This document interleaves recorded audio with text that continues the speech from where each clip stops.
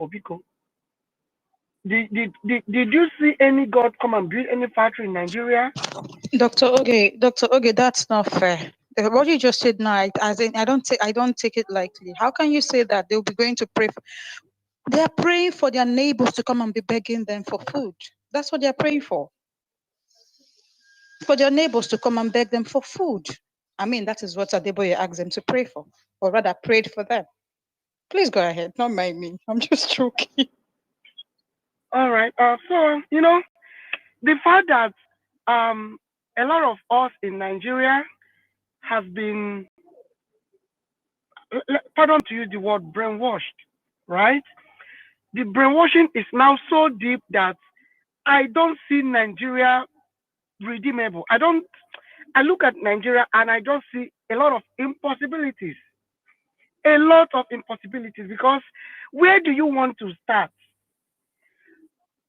How do you want to convince a regular Nigerian guy that if you put okra inside obono, it's no longer obono soup, it's mixed? This is just, it's too far. If you talk to let me give you a shocker, right? I went to UBA January last year. I was inside UBA. I wanted to do some transaction, so I was right from UBA. I came direct from the hospital to UBA, and then there were these cases in the hospital, and there was no doctor on ground to attend to this patient. It was an emergency. The patient was brought in an ambulance. So I walked into the bank. I personally paid 22,000 naira for that patient that day. So I was in the bank and I was talking to my account officer. I was telling him, and I said, Nigeria need doctors. Nigeria desperately need doctors. And there is this old woman standing right beside me. The woman said, my daughter, Nigeria do not need doctors. The woman said, my daughter, Nigeria do not need doctors. They need prayers. I said, pardon? She said, we need prayers. I said, Mama, please get out. Just get out. Go, go, go. Go far away. She was shocked, because that word just, oh my, what do I want to say to this woman? I don't want to say very wrong things to her. I said, Mama, I am talking real life issues, real life. And you're bringing fiction and, into what I'm talking about. People are dying. There are no doctors to treat them. And you're telling me we need prayers? Really? I said, Mama, you see, look that place. That's a hospital. What you will do now is you go to that hospital, you tell them to redirect all the sick patients to your church. If you don't save one patient in your church, you hear from me. I said, yeah. She kept quiet. Then I calmed down. Then I started educating Mama. I educated Mama, and Mama collected my number. Do you know that this woman came to my house frequently for 1 good month for education? And Mama now learned. She now understood, because the pastor in the church has been brainwashing them. They have been told that every problem Nigeria is facing, you can just solve it by praying. So they have not been told the truth all their life. The problem Nigeria have is 70 to 80% of them take their instruction from their religious leaders, whom lie to them, tell them all sorts of lies. So when you have been told these lies, sheepishly and innocently, you believe it, because you don't know it's not the truth. So that is why you will clap for a governor that will use 36 billion to build a church, and there is no factory. And when you finish clapping for that governor and saying this governor is godly, your daughter is serving or your son is serving. When your daughter or your son is done serving, they come back home to sit at home. You had borrowed money from contribution to train them. Now they are at home. You will now go back to the church and start praying. You will go into that church that was built with 36 billion and start praying for jobs for your son. But there will be no job, because the money the governor would have used to build factories and industries has been used to build a church. So the people have gone astray. Even in the Bible, this was not the preaching of Jesus. This was not what he preached. He even kicked against all these kind of things when he got to the synagogue. But come to Nigeria. the capital, the poverty capital of the world, where we glorify criminals. The moment you steal to a certain level, you get a chieftaincy title. You now get assigned some, you have your entourage. You can now move around in siren. We live in Nigeria where someone truncated a duly Doctor, imperfect. hold on, please. Let me just Hold on, one more please. minute. Yes, no vex. You have 2 more minutes. So guys, make another vex as make I let you know. One media house, one media outlet, they stream this thing live for their platforms. I think Njenje TV or something. So I beg maybe only so they hear what they talk on this space. So one official don't reach out to me. They are streaming this space now live plus 2 other ones again. So just for the record, too many Nigerians are listening to this space live, not just those of us in this space. Thank you. Dr. Beg, 2 more minutes. Thank you. Thank you. Yeah, you got into my train of thought a bit, but I'll try to continue. So where was I? Yeah. So Like, there was a former head of state. interrupted you. She give you more minutes. No, it's okay, it's fine. There was a head of state in Nigeria that truncated a duly elected president. That was a treason offense. That was treasonable, right? And Nigeria came back, rallied around him, and rewarded him with civilian presidency. In Nigeria, a crime that is punishable by death. And we gave him presidency by voting for him massively. As we were trying to navigate around that halubaloo, we landed in the worst trap. Someone came and painted himself the Lion of the tribe of Judah, the tamer of all ocean, everything, the omni of the omniest. And then boom, he has been awarded the president of Nigeria with all the crimes he has. This man with all his crime cannot be a mayor in one small community in USA. But guess what? He's the president of Nigeria. And now Nigerians are suffering and dying. People can no longer feed. You will now go to market with 50,000 naira and you will come back with a poly bag. The poly bag inside, the things inside will be just sugar, granite, a few things. In Nigeria, it is worse. There used to be in Nigeria where I remember when I used to buy Indomie 25 naira. Indomie, 25 naira. Egg, 25 naira. Big sachet milk, cowbell sachet milk, 5 naira per one. There was a time. Indeed, there was a country. Maybe we should go and read that book. There was a country. I just pity us and our grandchildren. What they will suffer when we are no more. We are just trying to write a few history so that when they grow up, they will know that their own parents actually fought for good. Thank you.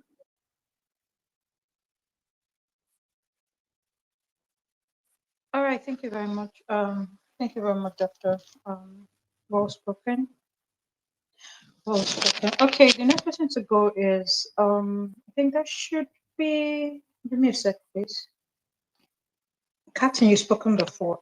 So, Dr. Barry, please, you have the mic. After Dr. Barry, we'll all right. Thank you so much, Nasa. How you doing? I'm good, Doctor. I'm good. I'm just how is Potter caught Potter.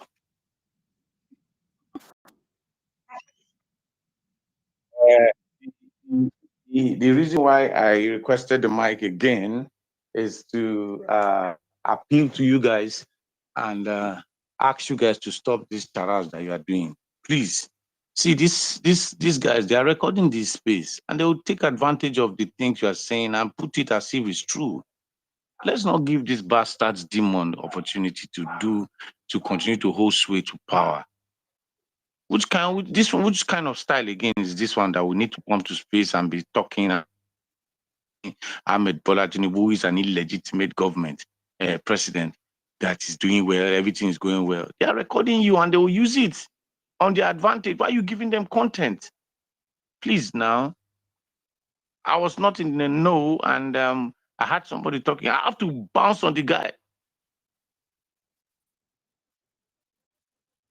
Now confirm that the guy is even one of us and is even saying blah blah, using that thing, blah blah blah blah blah blah. No, now please, now let's stop this now.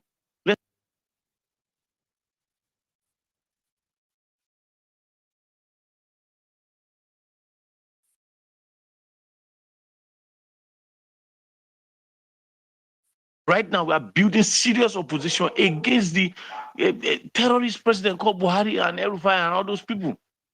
Please, now let's do this thing once and for all. Whether they remove him, whether they don't remove him, it's not our business. Our own is that we know he's illegitimate. We know he's an illegal president and election. The whole world knows that Peter Obi won this election. We should not come here and gaslight ourselves by saying we are doing comic. We are doing comedy for people to laugh that Ahmed Bola Tinubu's government is working. The government is not working. Don't give them positive content to use tomorrow. Anyone who is listening to this space right now, I'd just like you to know, let it be on record. My name is Dr. Barry Avotu Johnson, the first country director of Vote Must Count International Initiative. Any positive talk you hear here on this platform today about Ahmed Bola Tinubu and his government was a comedy. We're only doing this just to laugh and just to while away time, because we confirm that the criminality of our politics and our election is too much, and they are continuing it. People are hungry. They let them protest. As citizens of Nigeria, our constitution gives us the opportunity to protest. We have free ride when it comes to law of information. You can protest. It's your right to protest as a citizen against the criminality of this government we have seen so far. Buhari was telling us sometimes that we should not worry, we'll miss him. This is what he meant. Some of us knew this because we knew Asiwaju 101. We knew how porous he is. He even told you that I will continue from where Buhari stopped. So I don't know why you are not surprised for what is happening. Every negativity that has happened in Nigeria since Ahmed Bola Tinubu got a constitution of Nigeria suspended and became president of Nigeria, he has been following everything Buhari did, even worse. Right now, as I'm talking to you, he's abroad, changing blood in his weak brain. And we were here giving him kudos by using comic value. Please let it stop. I beg you all. Let's not give our enemies content for tomorrow. The day is still young for us to start building this kind of nonsense. Let's face the fact. Let's fight them the way it is. Like I keep saying, you hear it from anywhere. I'm the one who said it first. No Nigerian is more Nigerian than any Nigerian. We are all equal, whether anybody likes it or not. If you like big governor or president, the only person we voted for was Peter Gregory Obi of the Labour Party. That's the president we know. So when we say Nigeria does not have a president, we understand. The constitution of Nigeria was kidnapped. Nigeria is under a siege. Nigeria is not a safe country. Nigeria is now a terrorist breeding ground. Whether you like it or not, that's the truth. I was watching a video some time ago, some 2 weeks ago. The governor of Bauchi State was saying publicly on channels that he was part and parcel of those who invited their Fulani brothers from all over the African country. What's the meaning of that? Do you have food to give them? Do you have a house to give them? Just because they have an idea to Islamatize Nigeria by Fulanization, it will not work. And you that is in Biafra, you that is in South Republic, you that is in Oduduwa Republic, let me tell you one thing. If you think you are not talking, you don't want to protest for this bad leadership because you think the fight has not come to your place, go and ask the Yoruba kings and their village, Ekiti and Ondo. They've started with them.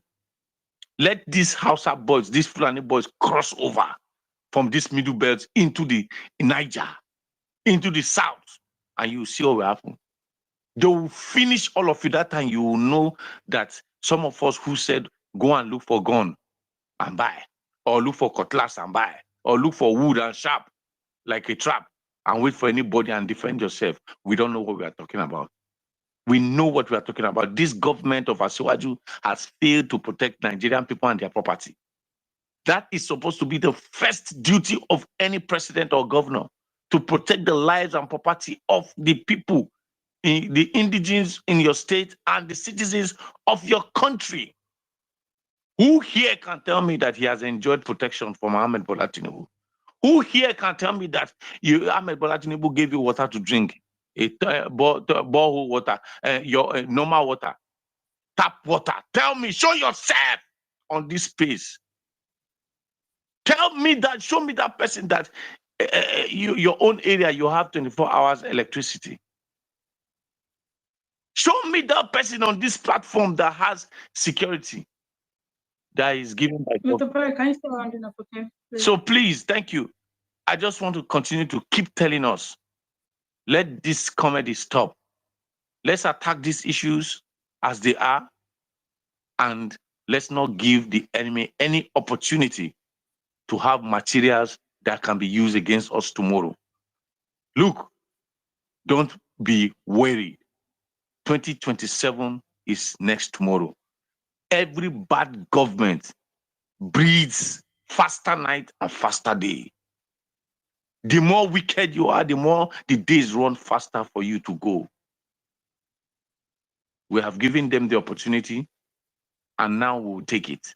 That's why we are presenting Peter Obi again as our only president that we know that we voted for ahead of 2027. Mona, no worry, we still stay here. Let's keep fighting them until we get power. Thank you so much. I greet everybody. All right, thank you very much, Dr. Barry. Thank you very much. Okay. I really do not know what to say. I understand where you're coming from, right? And I get it. But okay, I want to say something, right? See, in as much as we're fighting this course and it's a fight to the finish, right? You don't expect us to be sad while doing it. You don't expect us to cry while doing it. We literally cried our eyes out last year. You hear people come to spaces weeping and wailing, people being depressed just because their vote was stolen. You hear people almost committed suicide. It's not as if you know about the lady that almost committed suicide just because of this stuff, right? We can't, let me speak for myself. There are people that have, like, that, you know, they are emotional. I am one of those people. And what keeps me going is to laugh, regardless of what I'm facing, right? Of course, we know what we're doing. We know when people say something like that, we know who we're talking about. It's not like, you know, I don't know, for people that wants to take it like we are supporting them, they know we're not supporting them. They know we're making caricature of them. Right, but at the same time, we need laugh now. Come on, we need laugh. Bag of rice, 60-something thousand. Medical bills you can't even afford. I understand where you're coming from, but for me personally, I'm talking about myself. I'm not trying to defend anybody. I'm talking about myself. I need to laugh, regardless of what is this going on. I need to laugh.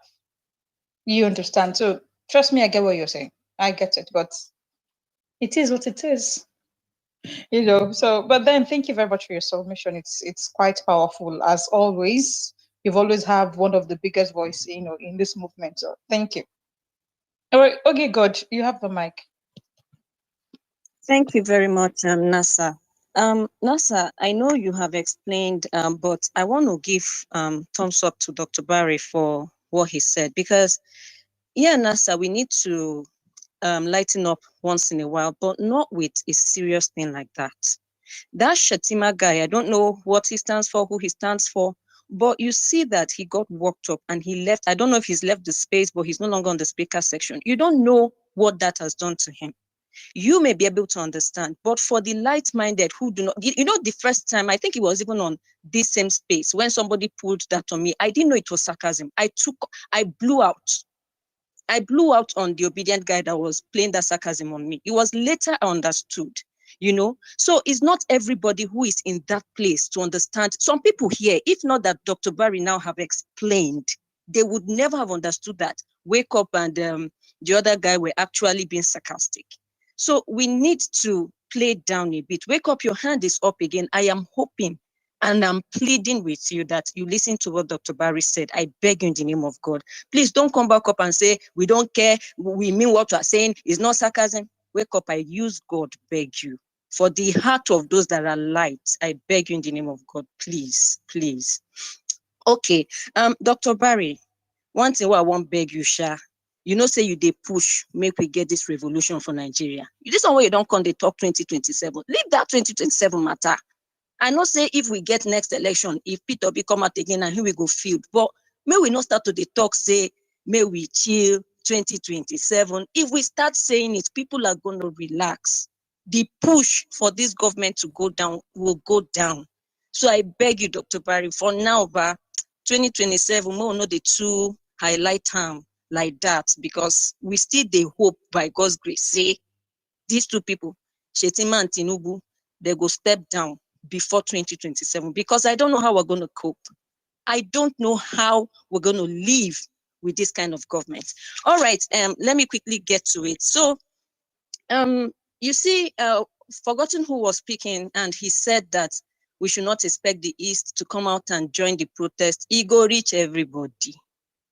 When we had the first protest after Tinubu was inaugurated last year, was it Nasarawa State that came out and protested against the hike in food prices? We said North. It trickled down to the high rate of killings that continued in the Middle Belt, and we started having Middle Belt protests. It has now gotten to the West, where, in fact, first of all, Abuja had their protests because of the killings. Now it has gotten to Ekiti, Kwara. They've killed monarchs, and we're having our Western brothers come out to say, we're not fit continue. See, God works in mysterious ways. You see that thing, just like what somebody said, it is the one that will make you come out that will happen to you. For the Northerners, it's hunger they cannot take. That's why they're coming out to protest. For the Westerners, Shebi, don't touch our kings. That's why they're coming out now to talk.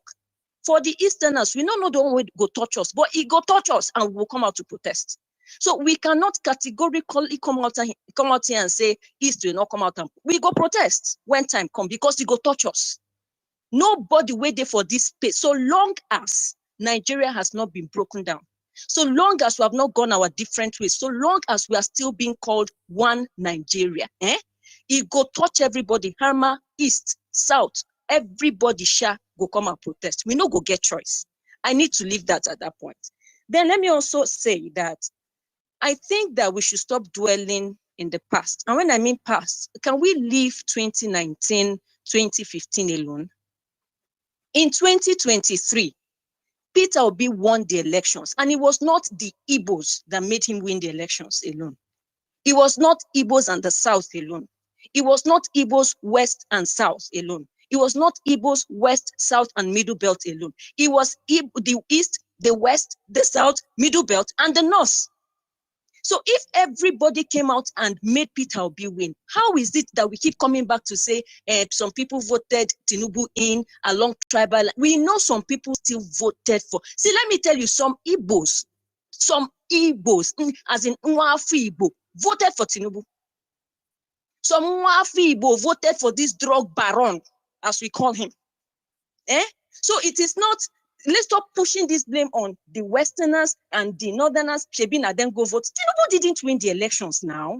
Peter Obi won. How did he win? Every single region voted for that man. For some of us that are still counting on the rigged, and I have to emphasize rigged election results that they brought out for the North for Peter Obi. See, let me tell you, I pray the day you people will give me time to break down Kano results for you. And I will prove to you that if Peter Obi did not win Kano State, he came second. If Peter Obi did not win Kano State, the so-called Kwankwasi has Kano in his pocket, he came second. I can prove it. If you give me time, I will break it down for you. You have to have your paper and your pen. I'll break it down for you. So let's drop the issue of some people voted along. There's nothing we can do. People will still vote along tribal lines. People will still do it. But the majority of the people voted for Peter Obi. Let's hold on to that. We had a strength in coming together. Let's not begin to break it down ourselves. Kill that strength ourselves by saying we want to blame the West. Yes, some people did vote for Tinubu along tribal lines, but that was not how he got into power. Okay? Then I also want to mention that, see, we saw that video of that guy that said he was begging Tinubu to do something, begging the government to do something, that if they don't do something in 3 months' time, he will pick up a gun and start robbing people. There is another video like that, and I think somebody came up to mention again that some people are saying if things don't change, they will get into the streets and begin to rob. Those are the kind of people that we need to catch and channel their anger rightly. They are as angry as they need to be, but their anger is not properly channeled, because now they want to start harming their fellow Nigerians instead of targeting the people that are causing the problems. If we have those that is also why we still need to get back to the grassroots. I go still dey talk am. Then finally, this is where I'm going to round up. And in fact, this was the main thing that I wanted to come back and talk about.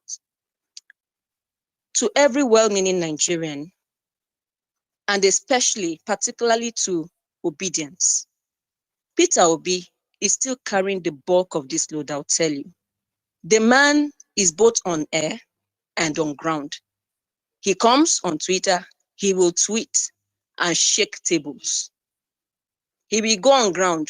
This one will happen. He will go there. He will donate. He will go and visit. He will condole.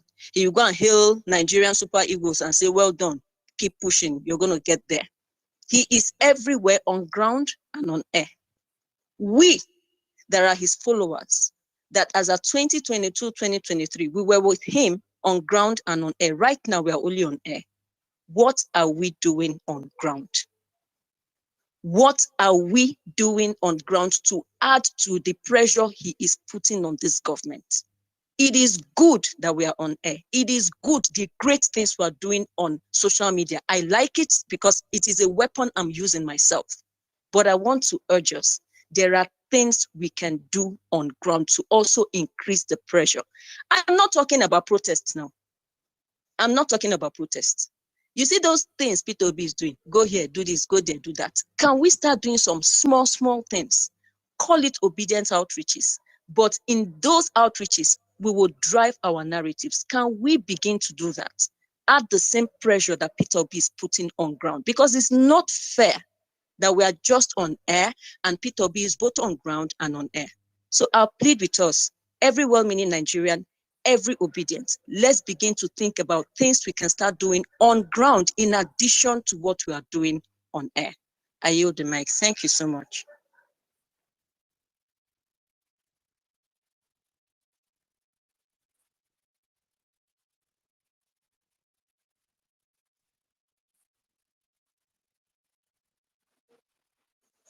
I'm done speaking. Oh.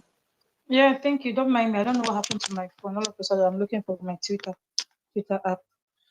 All right, thank you very much. Okay, thank you. That's well spoken. I hope we listen to, what you have to say, and I know some other obedience have already, made a statement about this. So I just feel like I don't know that I don't know something that will incite or trigger somebody now, because my own they touch me. We've been clamoring for this particular thing. Even to the extent P2B came to Arise TV, and then Arise TV, not channels, Arise TV. He said, take back your country, be persistent. He said, take back your country. So I don't know. What's his name again? Our vice principal, Baba Ahmed Dati. He came like this one, he literally shake the whole Nigeria. Like he went to their houses and break down their doors, and he was saying it to their faces, calling them by their names, who they are. You get, not being scared of them. Do you understand? And he also told Nigerians, wake up. He was very specific. He said, wake up. People might, use, a proverb to tell us what to do and all that. But he came straight on. He hit the nail on the head. He said, Nigerians, wake up. You need to take back your country. You need to take to the streets. He now said, until when Nigerians, that they are waiting for Nigerians to wake up. But until when Nigerians decide to wake up. I mean, everybody's experiencing what is happening right now. So I hope maybe one day, just like what we normally do, we pray. We know how to pray very well and how to march.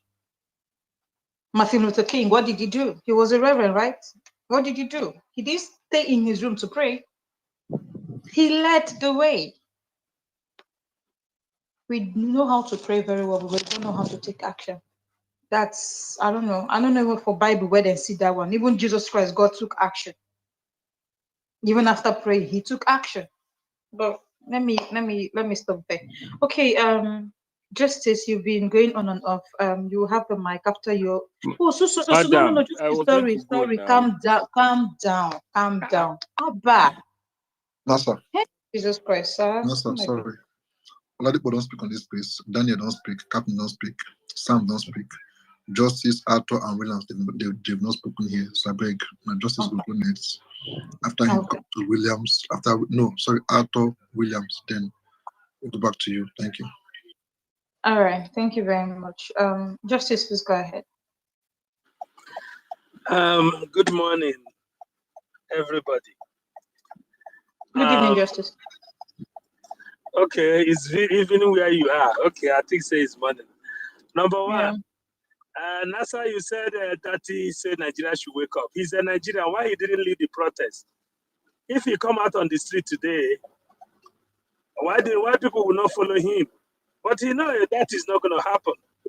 So let's be honest with ourselves. And for Dr. Barry, that said they are coming to us. They have been coming to us for the past 10 years. And nobody was lamenting because it was Igbos that we are being killed. And we have started to stand up to defend ourselves.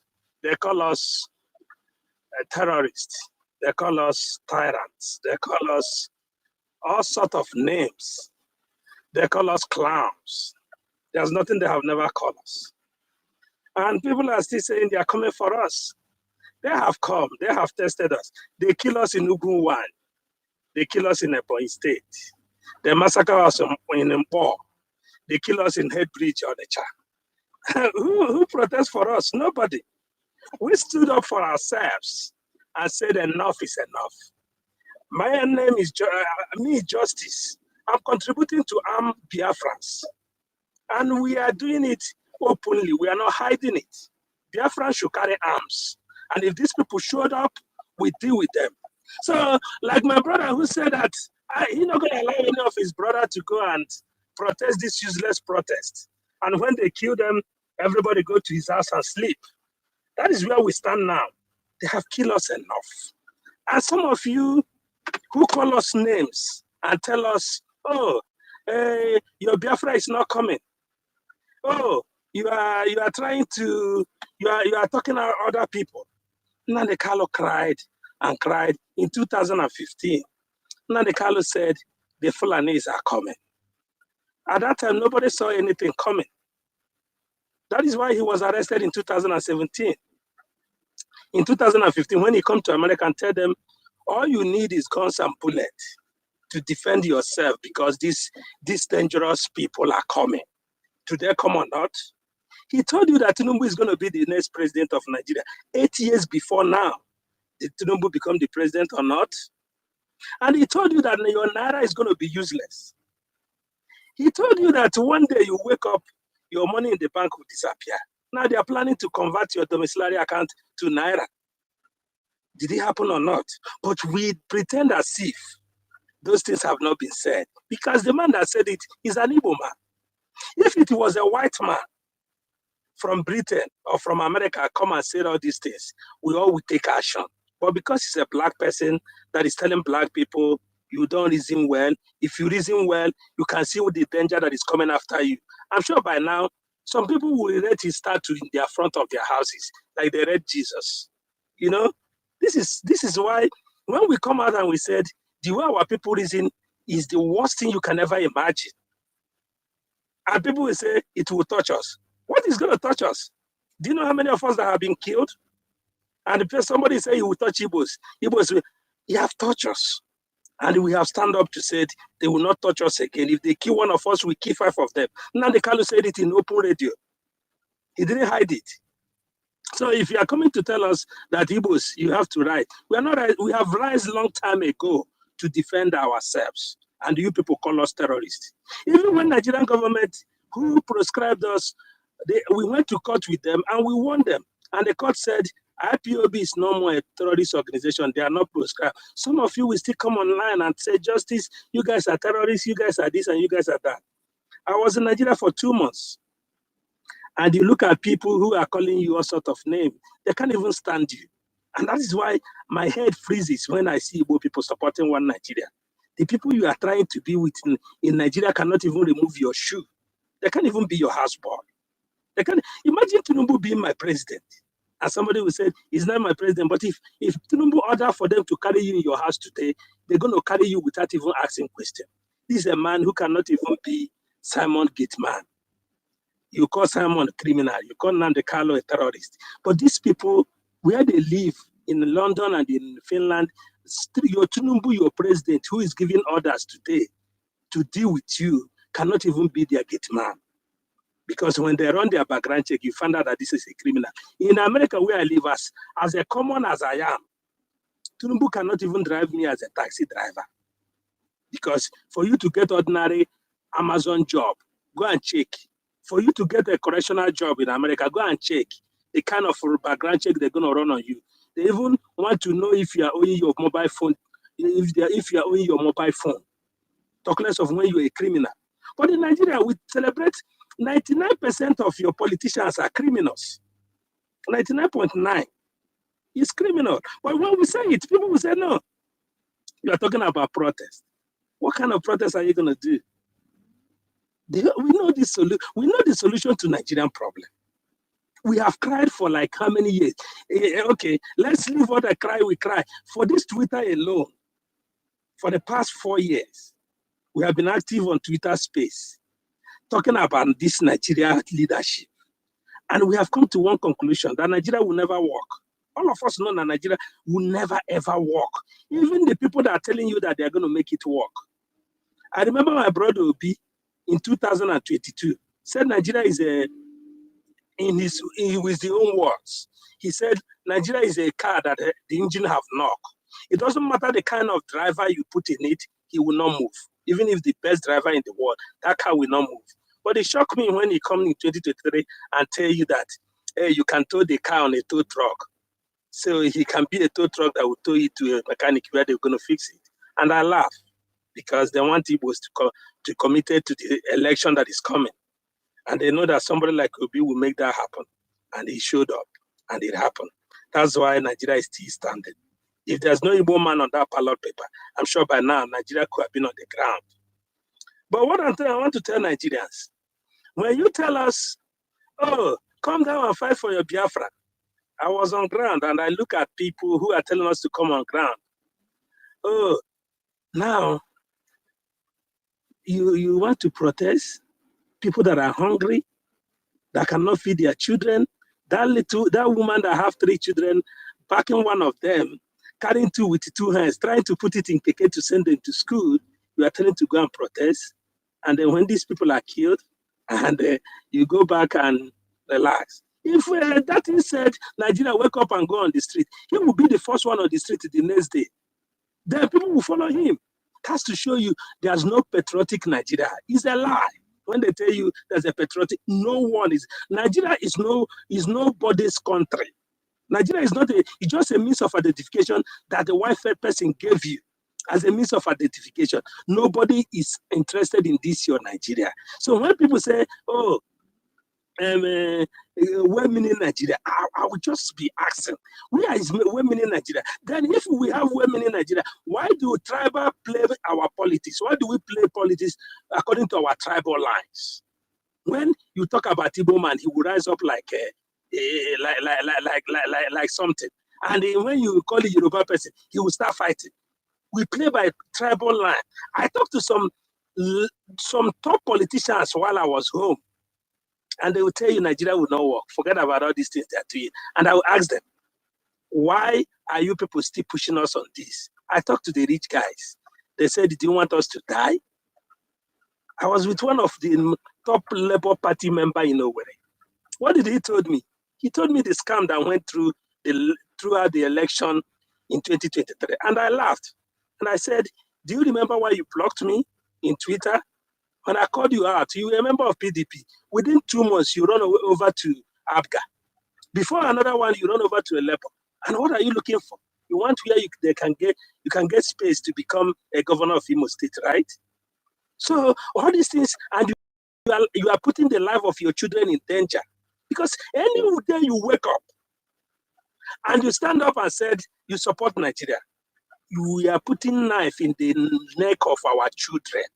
Any day, all of us in this place, we wake up and you are saying, I support one Nigeria. You are supporting a knife, a gun, the head of our children. Because that's the people they are going to kill. Nigeria is killing everybody. Nobody is spared. They kill kings, they kill children, they kill mothers, they massacre them. If they don't kill you by gun with the military, this morning I was watching a video where police is crying that the military came after them and attacked them. And now the military is attacking police. So they kill the police, they kill the army, the terrorists will shoot the fellow army from the back. Their military, they will kill them, shooting them behind. Our sister from Yoruba land, what is Alitole or what? That was a naval staff that was fighting with, was one of the best shooter from the air. They killed him. Up to today, how many Nigerians have asked, what is the investigation saying about the killing of that young lady? Nobody is saying anything about it. And Nigeria is killing if they don't kill you by gun, they kill you by starvation. If they don't kill you by starvation, they kill you by destroying your business. Then you will die with your debt. You are owing to Chinese or you are owing to bank. You will sell your property trying to recover. Then high blood pressure and the diabetes will kill you. And you will go off. And those ones are not being recorded. We are recording the ones they are killing on the street. But you're not recording the ones they are killing when their business go down. Like me as an Igbo man. If I'm not living in America now, maybe I could have been a dead man because my business has been destroyed. So if this business has been destroyed, I get high blood pressure and I die silently in my house, it will not be on record that Nigeria killed me. So Nigeria is killing everybody. And every morning you wake up and said, wait a minute, Nigeria. You are killing your brothers, you are killing your children, you are killing your sisters. That's what Nigeria can do. Nigeria cannot give you electricity. For 62 years, have you gotten electricity? The answer is no. So when is he going to give it to you? Nigeria have not given you education. Most people will come and celebrate Nigerians who made way in America and said, I said, why you people are like this?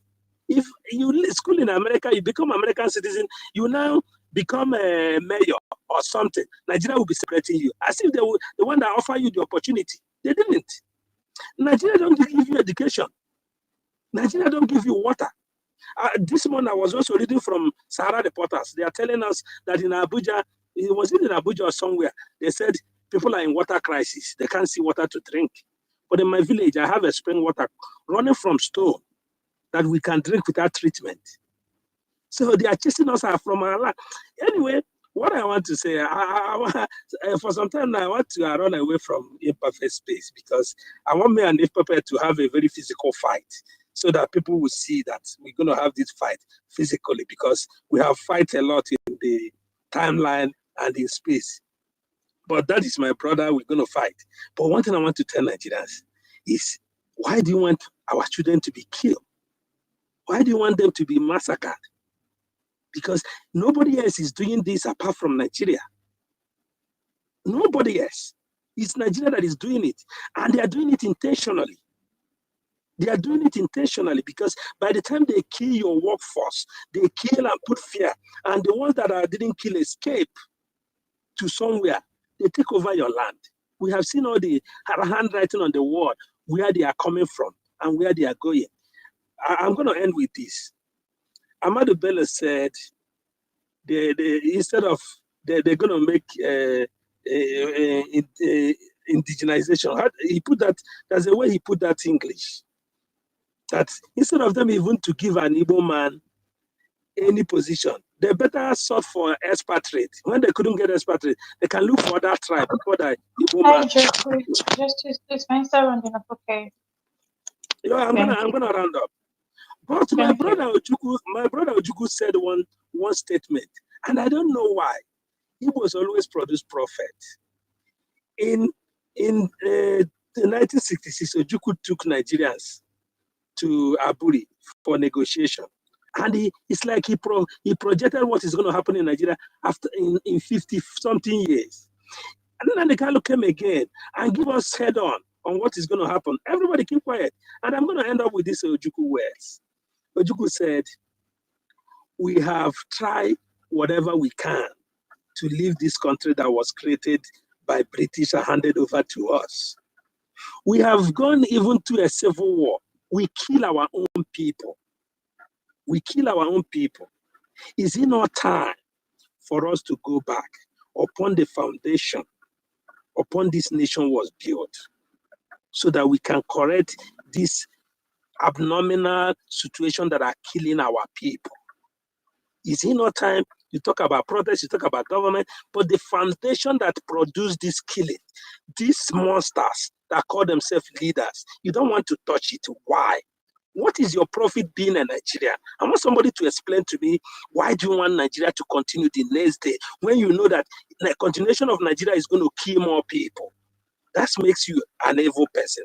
Thank you. Thank you very much, Justice. Thank you. That was quite a submission. Please, can you guys hear me? Can anyone hear me? Yes, we can. Okay. Okay, thank you very much, Willis.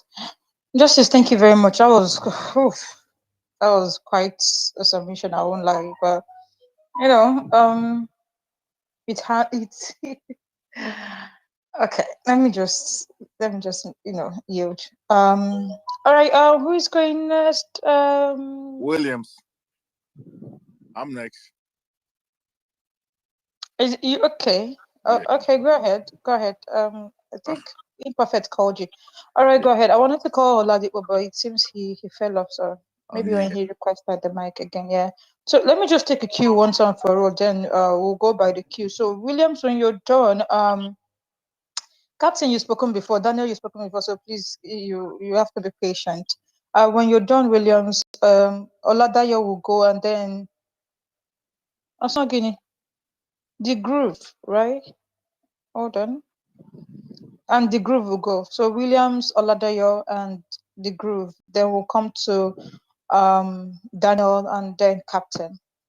Go ahead, Williams. 5 minutes, please. Yes, my people. Good evening, everybody. Ladies and gentlemen. Imperfect. We get there. Let's get up, brother. I am back. Oh, I just came back on Saturday from the country, my dear. I don't think Nigeria is even ready for a change that we're clamoring about. Oh, I'm telling you. From everything I saw in that country, I don't think the people mindset is even ready to change the country. I'm telling you, I can put everything I love. I crisscross Nigeria. I spent 42 days in the country. I don't think Nigerians are ready for a revolution or to see a change of the system. They like it the way it is, and people are content with the way the system is. I'm sorry to say this. I mean, we come out here, we clamor. I was out there, I talk to people. The mindset of Nigerians is like, hey, we are here. It's okay for us. I'm like, what is okay? You know, the system that our parents have built, the fabric of what we have turned that country to, it's what it is. And there is no changes from my understanding from everywhere. I mean, when I came in, even at the airport the last few days, I was screaming. I looked like a madman because the guys who work at the airport was kind of like screaming all these Chinese and the Indians, taking them in front to cut me in the line just to check them in while I was waiting in my line with other Nigerian citizens that were traveling out of the country. We were actually being treated like second-hand citizens in our own country. And I was the only one speaking out. Everybody else were just looking at me like, what is this guy doing? What is he saying? I have to bypass the line myself too. So I don't know, but it's sad. From everything I see, I don't know if this country is ready for any change. The mindset of the people in the country is made up. They are content with the way that country is. I'm sorry to say this, but I think um having been out for so long and going back there to see the way the country is, it's just nobody wants a change of the system. Even those ones who are actually like well to do people that are like the people that you call that are upstanding citizens with the money, they like the system as filthy as it is. So I don't know what we, the common man, or we in the diaspora coming out here every day to lend our voice, what can our voice do when the people actually that are bearing the bulk of the pains of this system that is not working are like, we're okay with it. So how do we change a society that the people are not willing to change? How do we make that change? How do you change a human being who is not willing to accept change? How do you change him? I'm sorry to say this, with all I love, with all we did on this campaign, with all our money that we invested, some of us, on the last election, what I see in Nigeria, I saw a mindset of people who are just like, you push them to the wall, they get to the end of the wall and they just stand there, they say, okay, you know what? We gave up. Nobody's ready for a change in Nigeria. Nobody, even those who have money, those who are doing well, and those who are not even doing well, they rather beg than changing. I just feel sorry for some of our sisters.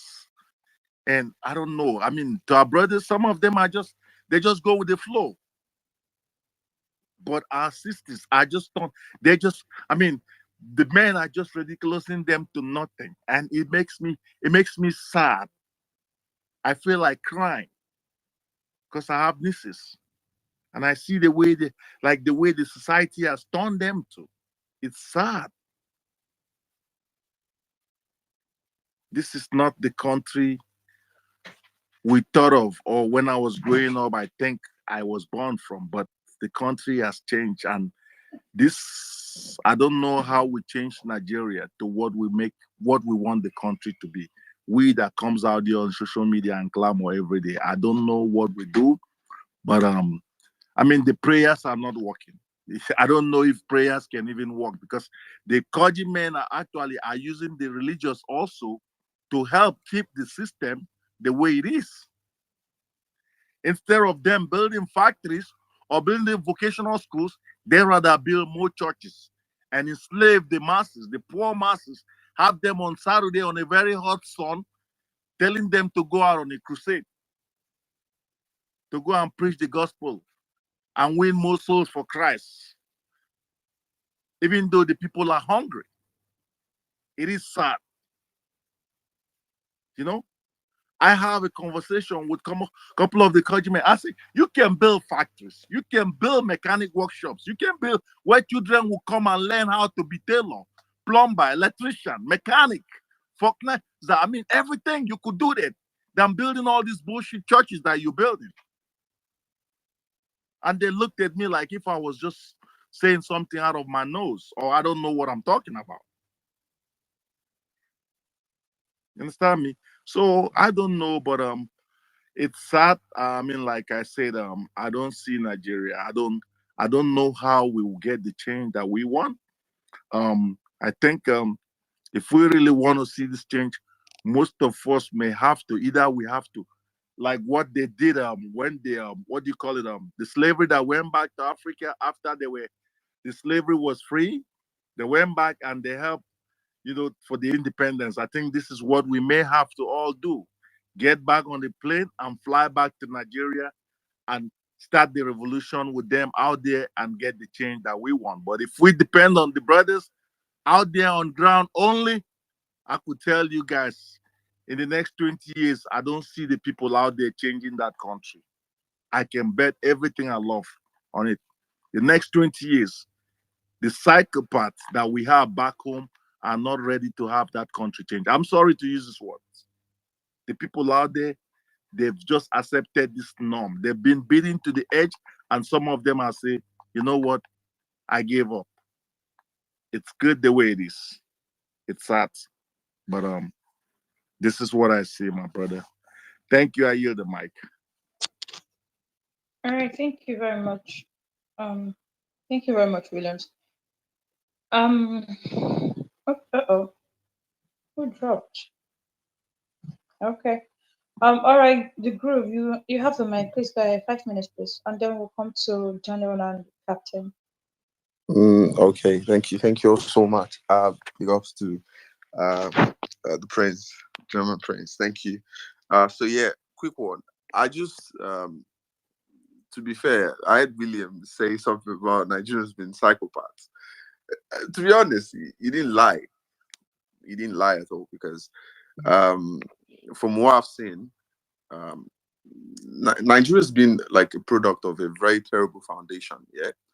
And it is so sad that the people or the generation that we've had over the years are the ones trying to correct this terrible foundation. It's so sad to see, because they say where something is faulty from the ground, you can never try to improve like any technology on it that makes it better, because of course there was literally no plan, no what's it called, no masters to build in Nigeria. And that's what we see today, because most of the founding fathers, the heroes that we call today, they were all basically all after themselves. So I can really blame people that come on this space to talk about Biafra and whatnot, because it's what they've seen, what they've experienced in Nigeria. I mean, this is someone that previously spoke, said he just came back from Nigeria, and he saw that it can never get better over there, because this is literally his experience, right? And to be fair, even while we strive with Peter Obi for a greater Nigeria, it's insane that many people have been psyched to, first of all, believe that it can never be better in that country. Like a lot of people believe. And to be honest, yeah, I'm sorry to my fellow Yorubas on this space, but then I would like to say something about the passiveness of especially Yorubas in Nigeria. Sorry, I'm not trying to throw any jab at anybody, but then this is what I've noticed over time. I mean, like the previous generations of Yorubas, especially from my line of what's it called, my parents and stuff. And I noticed the way they speak is just like they sound so defeated. Like I feel like they grew up in a system whereby it's oppressed or be oppressed or oppress someone. You understand? I feel like it is some sort of, they cage you and then they psych you to believe that it can never get better. You need to just be slaves to some sort of people. You understand? They're divinely been born to rule Nigerians, and you're just there to pick the crumbs and stuff. I mean, we need to first of all erase all this mindset. Peter Obi can only do the one he can do, right? He can only, because if it's not that you're not normal, like you have a president right now in the country that is in France right now at the moment. People are being kidnapped, people are dying, like people are starving. And this president still, he gets the nerves to travel out on a private trip, which exactly was the same thing the previous president did, going to the UK for private visits, when he clearly didn't lay any footprint. He basically didn't do nothing to improve the country. And now we have another president that started with the old norm of traveling. Meanwhile, the country is in ruins. Like there's nothing literally being done to the country to improve the states. Okay, so now back to the passiveness of Nigerians. I feel like in order to sort of erase this passiveness, whereby like things that are being done right now to Nigerians, to just accept it, right? They then use religion as the solace to say, okay, let's pray, let's do this. I'm sorry, if you're Yoruba in this space and you think praying for Nigeria and going to church, I mean, you can understand until you experience a working system whereby you wake up in the morning, you're mandated to get somewhere, you go out, you get to the place at the right time, you have no problems whatsoever. Then you realize that Nigeria has gotten to the point whereby like some little things as much as prayer makes no sense in the country. I mean, back in Nigeria, I wake up, we pray for something as little as like, God, this morning I don't want to meet traffic on the road. Like you just imagine, in a working country, you of course you know that for government, in order to have like a smooth passing of roads, there should be traffic lights, there should be good regulators on the road. But then in Nigeria, that's where you only complain, God, I don't want to see this, I don't want to. I mean, prayers are already overrated in the country. You need to start putting in working structures, which clearly this party would not do. Now, what's my recommendation? Yeah, I would, of course, I would not say, okay, let's go into the street, because I think, to be honest, personally for me, I think it's the time for us to go into the street and then start to demand, start to campaign more, start to get, I mean, someone said that when I came on this place, someone was speaking about, let's do what Peter Obi is doing, going to the grassroots level. Please, how do we change people that have accepted being defeated as their reality already? Because it's going to be so difficult, no matter how Peter Obi, because now you're seeing it, like, clearly this party is doing nothing, but then people are attacking Obi. Obi is the main person taking. So, what do you now think that you, as the person bringing this to them, you will not get attacked as well? So, I think this has to basically come from the foundation that's been set for Nigeria. I mean, we can only do what we can do to change the country. In terms of deaths, Nigeria is in crazy situation right now. In terms of security, we're at the lowest, where the police PRO will come online to say sorts of rubbish and go to say such in front of Nigerians, millions of Nigerians.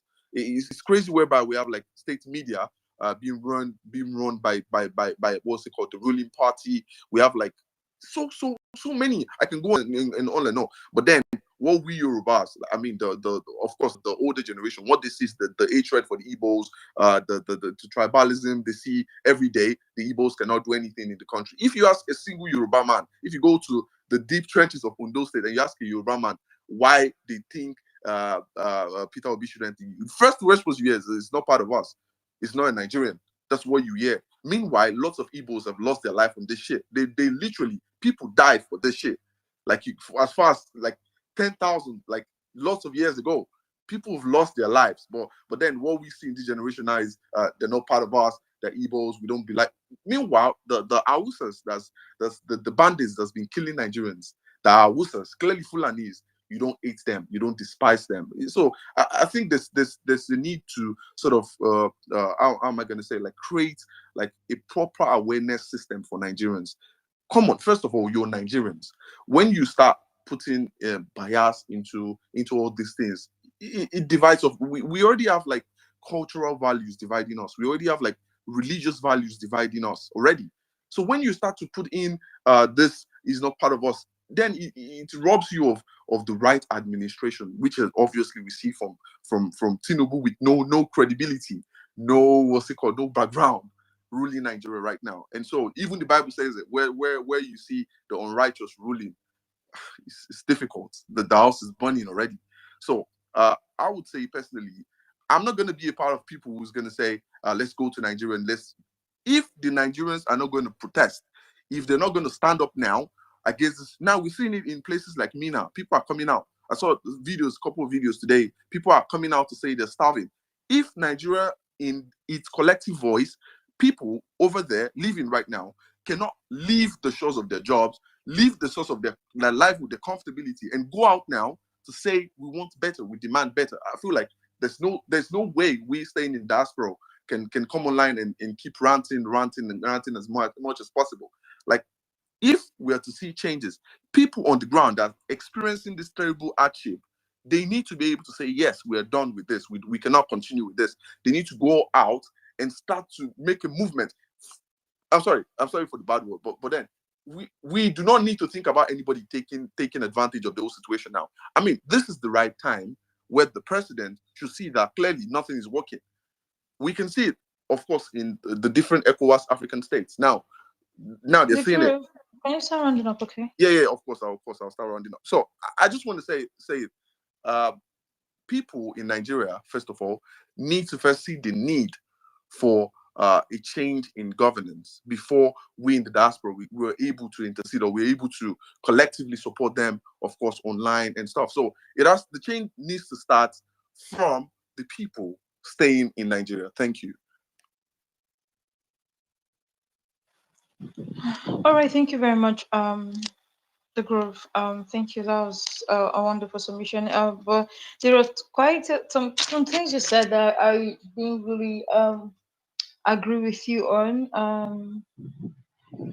Okay. I understand you're Yoruba, right? But then you mentioned Yoruba, and then this thing of Yoruba praying, and can we just stop generalize it, because it's a country thing. I mean, when it comes to religion, it's country thing, like it's African thing. I don't know. It's African thing. Africans are, we are just too religious for crying out loud. And the people that brought it into our continent, when you go out there, how many churches have you seen in one street? How many churches have you seen? But there in Africa, like especially in Nigeria, in one street you're seeing 10 different churches. I see they are doing competition. So when it comes to this religion of a thing, it's not just Yoruba. It's also Igbo. I'm saying it's also Igbo, and it's Nigerian. Like, I think we prefer to pray a lot than to put action. Prayer is good, by the way. Prayer is good. There is time for everything. There is time to pray. There is time to laugh. There is time to cry.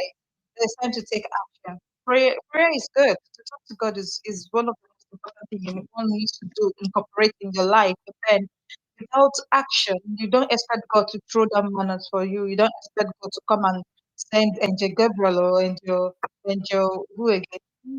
Angel Michael, right? To come and fight for Nigeria, to come and take away those people, take this away from them, or take them from us. So I just feel like we know how to pray a lot. We know how to pray a lot, and then we need to put action to it. You get so yeah. That's again another one, but then I think I forgot to go to one point five. But and by the way, anyways, thank you for that wonderful submission. Of quite spot on. Quite NASA, spot on. NASA, please, can Um, I respond to Williams and the groove? okay, hold on, okay. They were chopping. Captain were chopping. Captain, we'll eat mirror here. So just let them go, let them speak, okay? And then we'll come to you. Okay, Danny, please go ahead. Then after you, Captain. Daniel, are you there? Daniel, going one, going two, going all right. Yes, I'm here. Point of correction, I'm not a carnivorous animal. So, and okay, is Uh, actually my sweetheart. So I don't eat who called you people. carnivorous animal? No, he said we'll eat you up if we allow Oge. That is what he said. So I just want to correct that impression. Oge is my Okay. sister. There's no way I will eat Oge. If I eat Oge, it's waiting again. But I will Okay, please go disagree with ahead. her on the basis of saying that we should stop. I don't know what she means by sarcasm. That is something that I don't understand. I'm being honest. Maybe later she can make out time and explain it to me. And to Mr. Barry, first and foremost, I am not an obedient. I am a patriotic Nigerian who believes that we need to give opportunity to all and sundry to govern. Even if you are a Boko Haram terrorist today, we can give you the position of Nigeria to govern tomorrow. We can make you the president. Even if you are somebody who Daniel, please, calls, now. Daniel, please, now. even if Daniel, you are, please. allow me. Okay, see, there's something called freedom of expression. Even if you are somebody who calls a sitting vice president an ice cream seller, you understand? It is also important that we allow people call you out when you are the president, instead of you calling people who are saying that dollar to naira is expensive. Close. And use taxpayers' money to go to Davos to go and be dancing buga. And to be honest, if the people who were protesting today in Mina protested against Shetima when he went to go and dance buga in Davos, I will support them. Because that is actually, he demarketed Nigeria. He demarketed even Islam. Because how can you be dancing a buga in Davos? That is haram. Or don't they know that? Because Tinubu handed the economy to Shetima, sorry, not Shekau, to go and solicit for funds for us, dollars for us in Davos. But Shetima failed woefully in that regard. So they should also hold their brother responsible for what is happening. You cannot hold Tinubu responsible when your brother is the vice president, who instead of talking to Okonjo-Iweala to help raise, let's say, 20 or 30 billion dollars, you went to go and be dancing buga in Davos. Let's call a spade a spade. Now, what is Tinubu doing? Tinubu felt bad. Tinubu said, okay, I can see that the people in my team are not smart and experienced enough. Let me take this thing. Let me take the bull by the horn. He had to jet out to France. Now that he's in France, he's meeting with world leaders, trying to raise dollar so that you can, all of you are complaining about dollar now, so that you can get dollar and fix this economy. But no, you are dragging him. What do you want this man to do for you? It's not fair. Please, it's not fair. It's also important that we commend people where they are doing well. Look at Cardoso. Cardoso is on television today, speaking all manner of grammar, telling you all the sacrifices he's making. Do you want him to kill you? Do you want him to kill himself?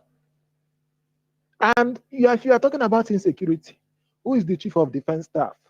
Who is the national security advisor? Are they not from the north? How come they are not addressing the insecurity in the country?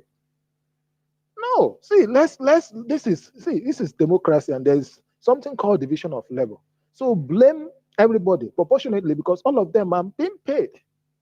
But President Bola Ahmed Tinubu, if I may say, I think it is important for you to begin to think of how to, retire these people that are not helping your administration, so that you can recruit people like Ogbeni Depo, Reno Amokere, Femi Fani-Kayode, and the rest, so that they can help you fix this country. You understand? We still have our sister out there who is the director of the World Bank, of the World Trade Organization. You can talk to her and appeal to her and see if she can help you raise $1 or $2 billion from the IMF or from the World Bank or even from Bill and Melinda Gates Foundation. Let's see what we can do to cushion this economy. And for some of you who have turned into crime because Buhari destroyed this country, you are now going into kidnapping, you are now going into armed robbery, you are now going into banditry. Your days are numbered, because when Tinubu comes back from France, he's going to deal with each and every one of you. I can assure you that, because it is Buhari, your brother, who destroyed this country. For 6 good months, for many years, he shut down the borders of this country in the name of he wants to stop rice importation, in the name of he wants to stop people importing goods into this country. He was targeting Igbo businesses. He did not appoint any minister for 6 good months. The economy shut down. We went into 2 recession under Buhari. You did not protest. You did not see the need to protest. You kept calm. You say, Sai Baba, Sai Buhari. But just 8 months of Bola Ahmed Tinubu, you want to burn this. No. Nobody will burn this country down. We will stand on this mandate. And for you obedient, I would like each and every one of you to excuse yourself from this very politics. Please excuse yourself. You have not earned the credit to play this kind of politics. We are going to play it. We are going to protect our own. Tinubu is our own. We will protect our brother the same way you, Northerners, your brother Buhari, when he was destroying this country, when over $100 billion was looted out of this country, so that you have a taste of politics, so that you have a taste of democracy that you wished on other Nigerians, so that you know that Nigeria belongs to each and every one of us, that when something happens to one, everyone should come out and condemn it. Everyone should come out and stand against evil. If Shetima is the president of Nigeria today and Nigeria is burning down, will you people protest? In Plateau State, on December 25, over 200 people were killed in Plateau State. How many of you protested? How many of the politicians in Niger State who are orchestrating this protest, how many of them spoke out or condemned the activities? Are some of you not supposed to be part of the Middle Belt? Are some of you not supposed to be part of the Northern Elders Forum or Arewa? You did not remember people from Plateau State. You did not remember people from Benue State that have been butchered in their thousands. You did not remember people who have been killed in Nasarawa. You did not remember that your governor said that federal government should not retaliate over the death of military officers who were killed in Plateau State. In your own state, you did not protest the insecurity in Kaduna Abuja Highway. But it is now that because you are hungry, go and fast. And then you want to disrupt the country. If you're actually doing it in a honestly, I will support it. But we can see that this is politically motivated. Because maybe somebody wants an appointment and Emiloko from his senses and his wisdom have seen that this person does not deserve any appointment. Now you want to destroy the country. Some of you have gone to go and collect change. You want to, no, you can't do that. Not under our watch. We Southern watchdogs, we protect our own. We protect Emiloko.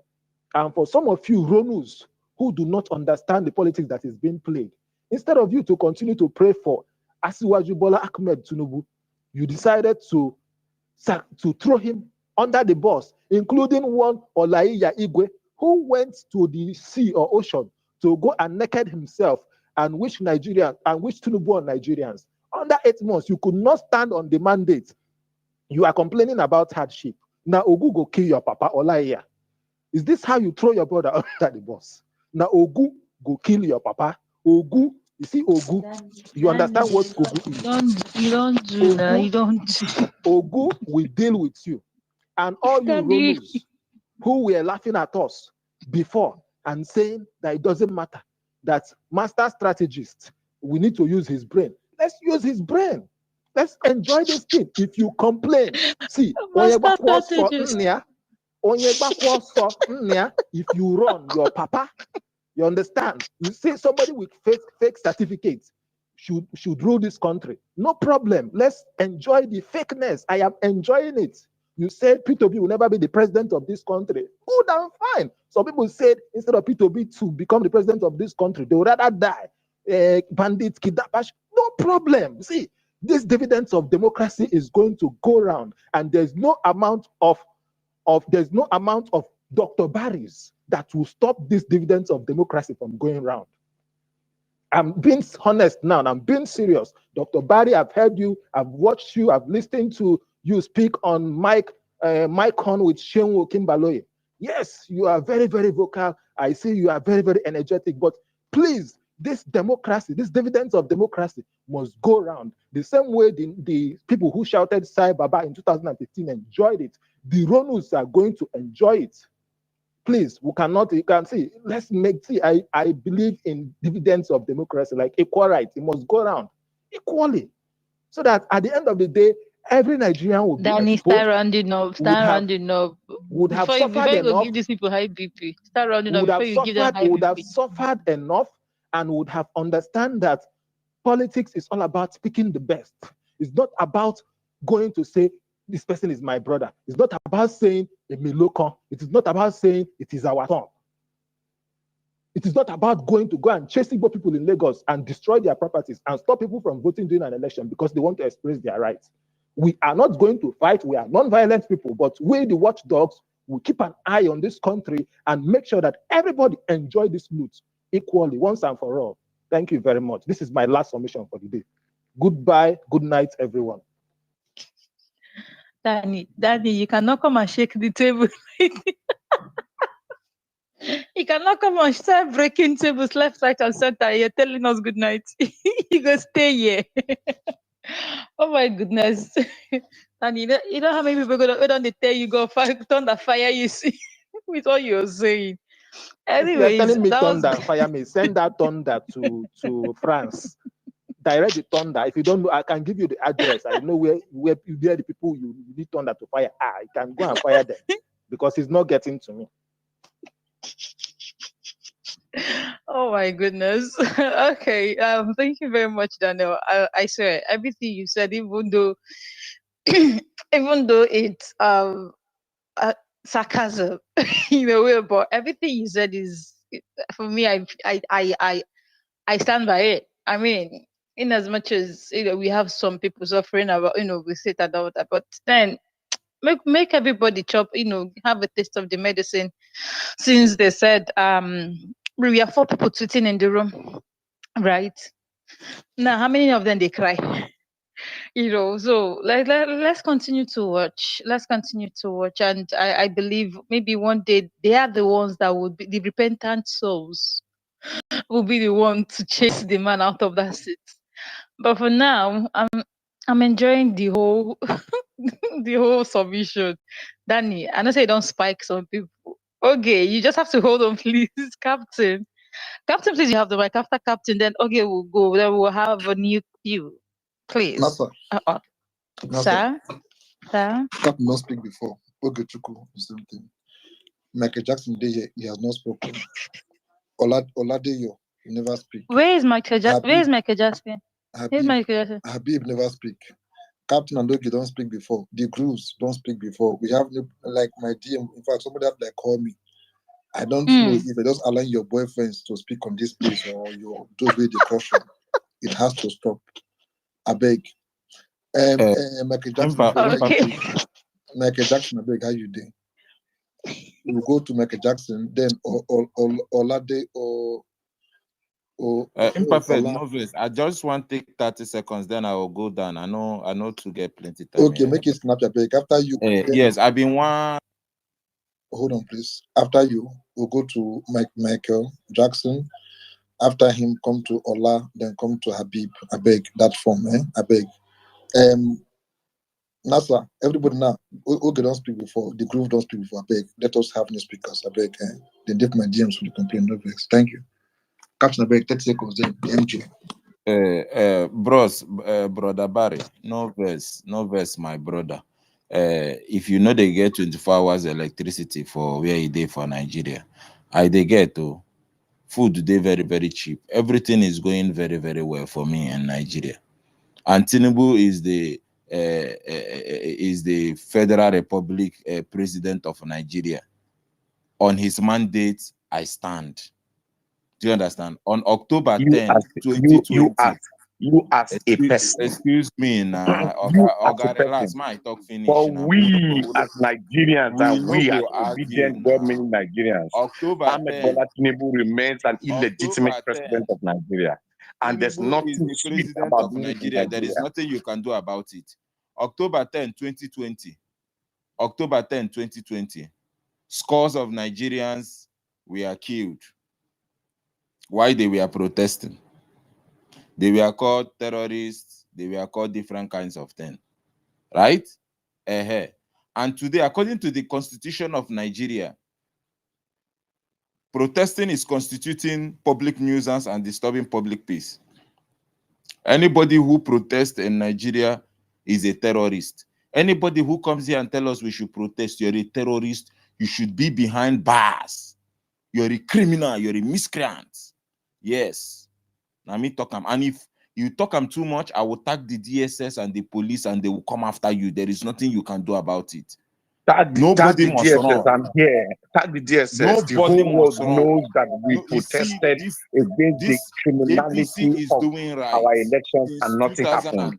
We were on the street from the first day of the day, INEC. If you go and protest, Mr. Barry, I will make sure result and nothing happened. I will make sure. Call the DSS. Don't punish your father, idiot. Call the DSS. Thank you so much. Captain, you've taken like 2 minutes. You said in 30 seconds. Thank you so much. We don't hear. Imperfect. That man we don't hear what you talk now. It's okay. Sorry, no vex. I beg. Now, I'm here and same time I'm not here. Captain, now jokes aside, sarcasm aside, some people now talk with the past by now, they hear waiting on their talk.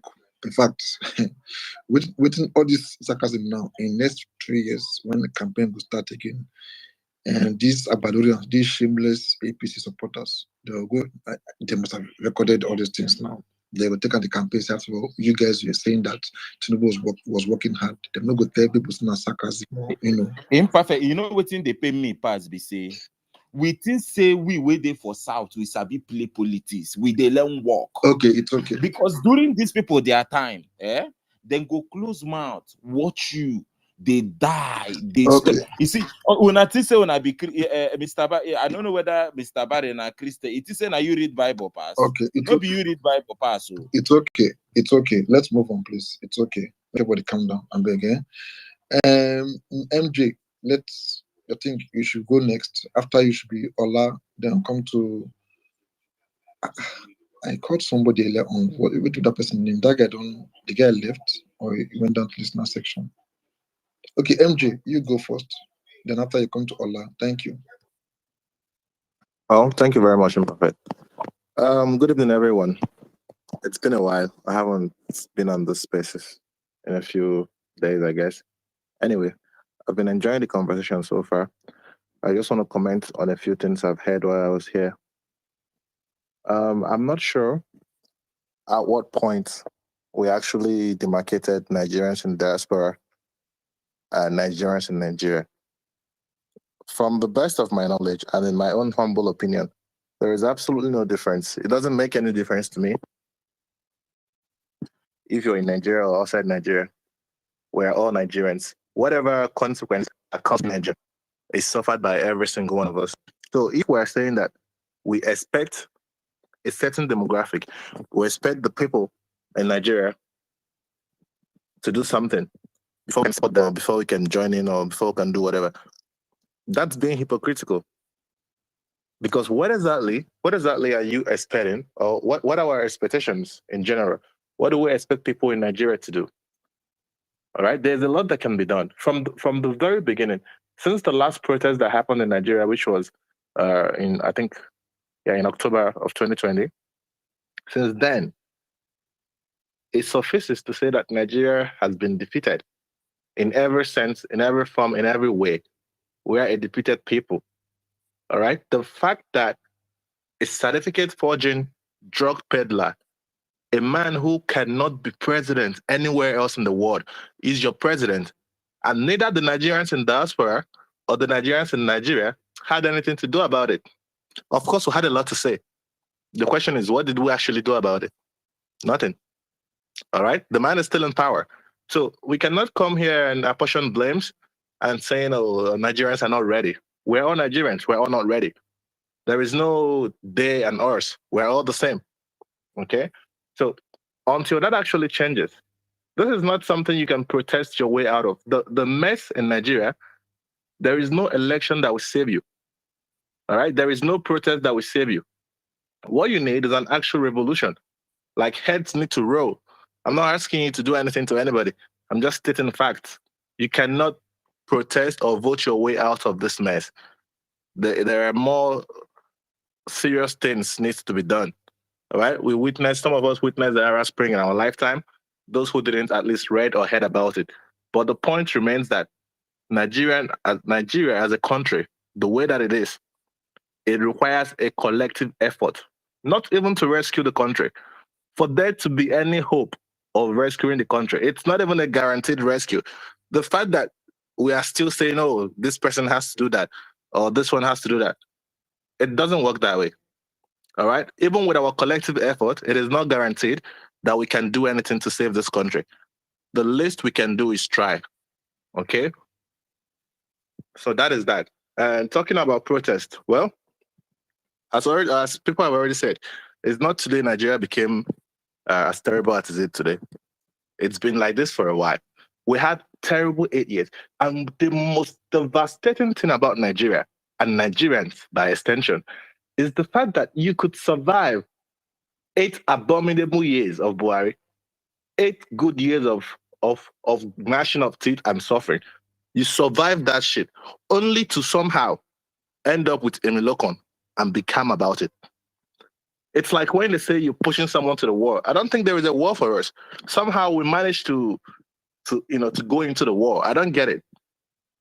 If that was not the last straw that broke the camel's back, I'm telling you, my brothers and sisters, I don't know what will be the last straw. All right? If Tinubu decides tomorrow that Nigeria is too populated and he kills 10 million citizens randomly, whoever is alive, whoever survives, will still do nothing about that. That is how defeated we are as a people. So we must face the reality in all honesty It's not time to beat about the bush. I don't see anything that is supposed to happen to anger a people that has not happened in Nigeria. The things that Nigerians take, I don't think any other country would take that. Okay? I see people here, they're lamenting, they're complaining about their government, and they're going on strike, they're doing a lot of things. I'm like, now wow. I cannot relate. I don't feel relate at all. Because where we are from, we are so used to being oppressed, it has become the new norm that nobody's even trying to emancipate. We're not even trying to emancipate ourselves anymore. We have given up hope. We are just there. That's how it is now. May they do it they like, we will survive. They'll not be God. Some foolish statement that we used to give ourselves some sort of hope. But at the end of the day, until we actually do something about this, we need a revolution. I don't know where or how it's going to start, but that is what we need. Okay, so who want protest, make it a protest. Who don't want protest, make it sit down for us. The people in Mina that are protesting, I'm very sure it's not today the hardship started. But of course, it's a southern president, so let them go ahead by all means. Okay, during Buhari's tenure, who was tying the legs of the South to protest? Shebi una look on the whole una leg. When Buhari they suffer and make una no protest. Anybody is a free word. Anything you want to do, go and do it. There is no guarantee whatever you're doing is going to work anyway, but at least do something. Don't just sit there and fold your hands. That's all I have to say. Thank you very much, Jared.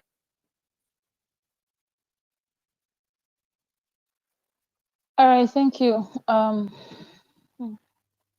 Sorry, please hold on for me, please. Okay, who just spoke now? Who just spoke now? Michael Jackson, so you're the one. All right.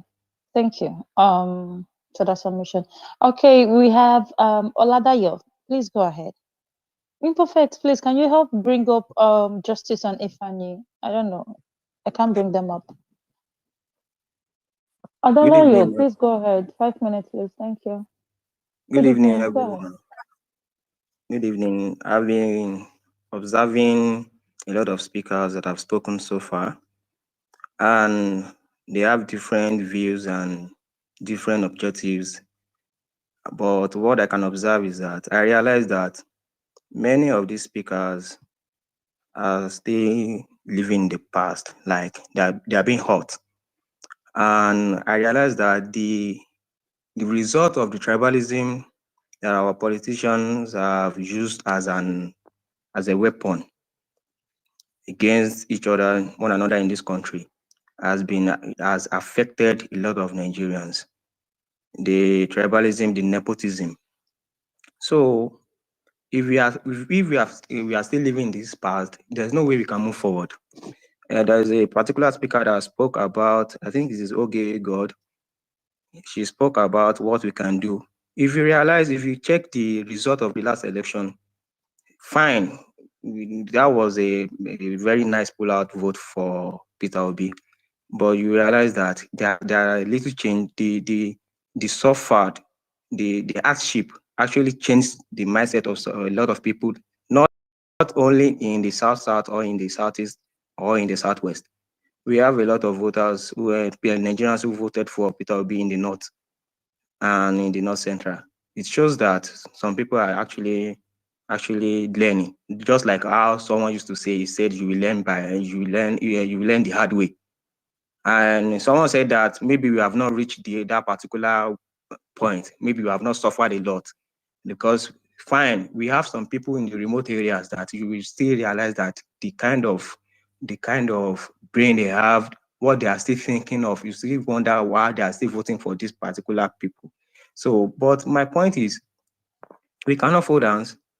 If we don't want to work Peter Obi and that he did to pull out that kind of vote last election, then if we are now still living in the past, talking about how we are being hurt, everybody is being hurt here. Everybody is being hurt. How we say that, okay, Igbos are the one affecting this, and Igbos are the one being attacked, Yorubas are the one with that. I want to say that everybody, if you want to mention names, no leaders that have governed this country that has not contributed to the worst situation we are going through right now. No leaders. So it is not about the tribe. Let's just heal. Let's just heal from that particular narratives about the tribalism, and because I realized a lot of speakers have been spoken because maybe their tribe has been sectioned to be part of the people that have been affecting or that have been contribute to the backwardness of the country or whatever. So my point is, please let us do something, just like what the last speaker said. Let us try and do something. Let us go to the remote area. I know that what we are facing, that if the hardship we faced during the 8 years of Buhari did not touch some people, this one, just look at what we are facing now. It's not even, it's not, I think it's not multiplied by 2. It is more than double. So I think God knows that if we don't want to learn through the hardship of the past 8 years of Buhari, and it has prepared another one for us, very one prepared, and it's not even up to 8 months. We can see the changes. We can see how prepared this hardship. That means that the rigid mind that is yet to understand that we cannot go far with this tribalism and nepotism, that they have to learn. You can say, okay, like what someone said, that the Northern, they refused to protest when the insurgency was going on, even in the North. But when the hunger comes in, now they come out and protest. Okay, let's see. That is their own. That is what that can tackle them. But one thing I'm sure is that for us now that want to go Nigeria, that want it to work, whether Nigeria will work, like Dr. Baye said, Nigeria will not work if you think it will work in blah, blah, blah. What is the assurance that if you protest, these people will even make your protest work? Now, the safest way we can go about is to try our own best to make sure that we start making things work within ourselves, change our narratives, and go away with the past. This tribalism or nepotism that we have seen still putting in our mind, that many of us are being hurt about that. So we should just stop it. So let us try and move forward so that we can actually make the effort of Peter Obi and that the word they made. It was surprising. Even the other parties know that was actually a good turnout. And it shows that everybody across the country, nooks and crannies of the country, voted for, irrespective of the tribes. So it shows that some people have actually learned. And someone said, if we want to be sincere, we realize that Peter Obi actually won the election. So Peter Obi to win the election, it shows that people from other tribes actually voted, not from your own tribe alone, from other tribes. I have voted for Peter Obi. I'm a Yoruba person. I campaigned for Peter Obi. I know how I know what I faced trying to tackle my fellow Yoruba guys, even the learned one, the graduates one, talk less of all these old people that are in remote areas. I was unable to actually change their mind. But after this election, after this 6 months, I am going back to them and I actually went back to some of them and said, see, this is not about our son. This is about what everybody will face. Now I can boldly tell them now that, okay, now, how much are you now buying your own fuel? How much are you buying this? How much are you buying that? So now let us just try our best. I know that we are getting there. This last election actually makes me feel okay, something can still work. If you think protest will work, I actually doubt that. I doubt that. I don't know, maybe we can have a round table seat, and maybe in Nigeria we split and go our ways. So I don't know. So, but I hope that things turn out good. So we just have to keep pushing. That's all I want to say. All right, thank you very much, Oladayo. Thank you for that submission. Okay, we'll go to Anini. Anini, good evening. Yeah. Sorry, Anini, hold on. Sorry, Anini, hold on. Imperfect. Go ahead, please. Oh, okay. Thank you, Imperfect. Yeah. Okay. Thank you so much. All right. NASA, Habib, go ahead. Good evening. Good evening, Sugar Habib. Uncle. Good evening. I wonder why you left the ex-seminarian name to Sugar Uncle. The country is growing tougher. You're shifting to sugar. Well, that's okay. I want to say this here before I make a comment. Before Easter, a dollar will be 2,000 naira, go and mark it somewhere. 2,000 naira. Please, can you stop? Can you stop making? Can you stop making that prophecy? let me not make let me not say what I want to say. As a 2023 election, the person who would have solved the problem of Nigeria is Peter Obi. But then Peter Obi won the election and was denied the privilege of leading this country. So we've gone past that. Now, there are two things that can solve the problem of this country as of today from my own data analysis. Number one is revolution. Number two is dividing the country.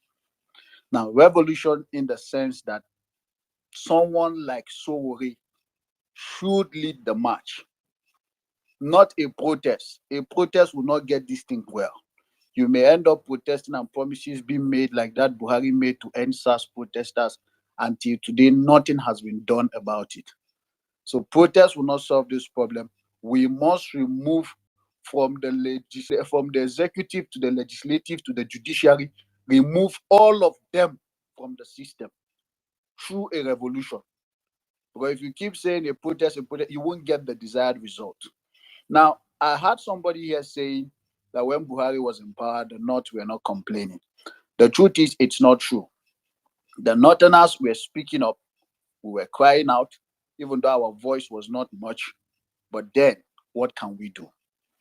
We saw how the South came in over the matter. But even in the South, the number of persons that were speaking up in Buhari's time were looking a bit more politically intense because what's his name? Tinubu was preparing for his own time. So let nobody push this thing that it's a southern thing or a northern thing. Everybody is facing this same challenge. And like the last speaker said, the northern has voted P2B, the southern has voted P2B, and that was why he emerged with the number he had. So personally, I still believe that it's not a northern or a southern thing. Now, what can lead to this revolution?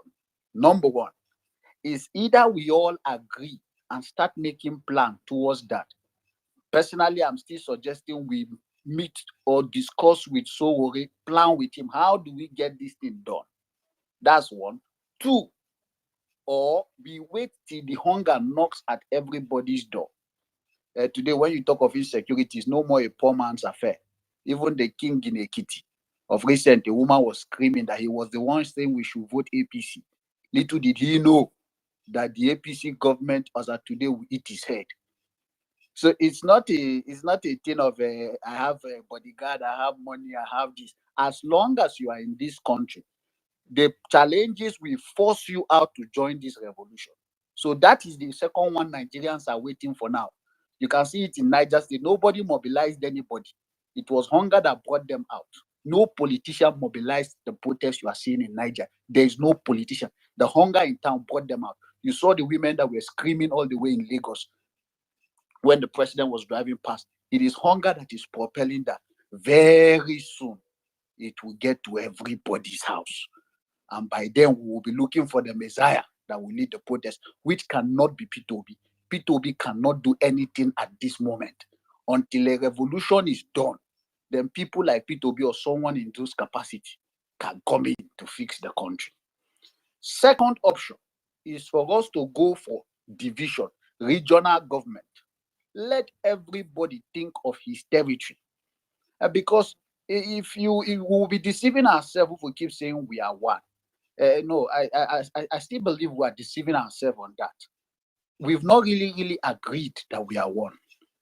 You can imagine what happened in Plateau State. The northern senators never thought of it. Okay, let's put money together. Let's put our resources together to go and sympathize with that community in Bokos. But when it happened in Kaduna, everybody rallied round. It's time to go there. Why? Because there is still that marginalization that the middle belt has not yet fully identified as the northerners.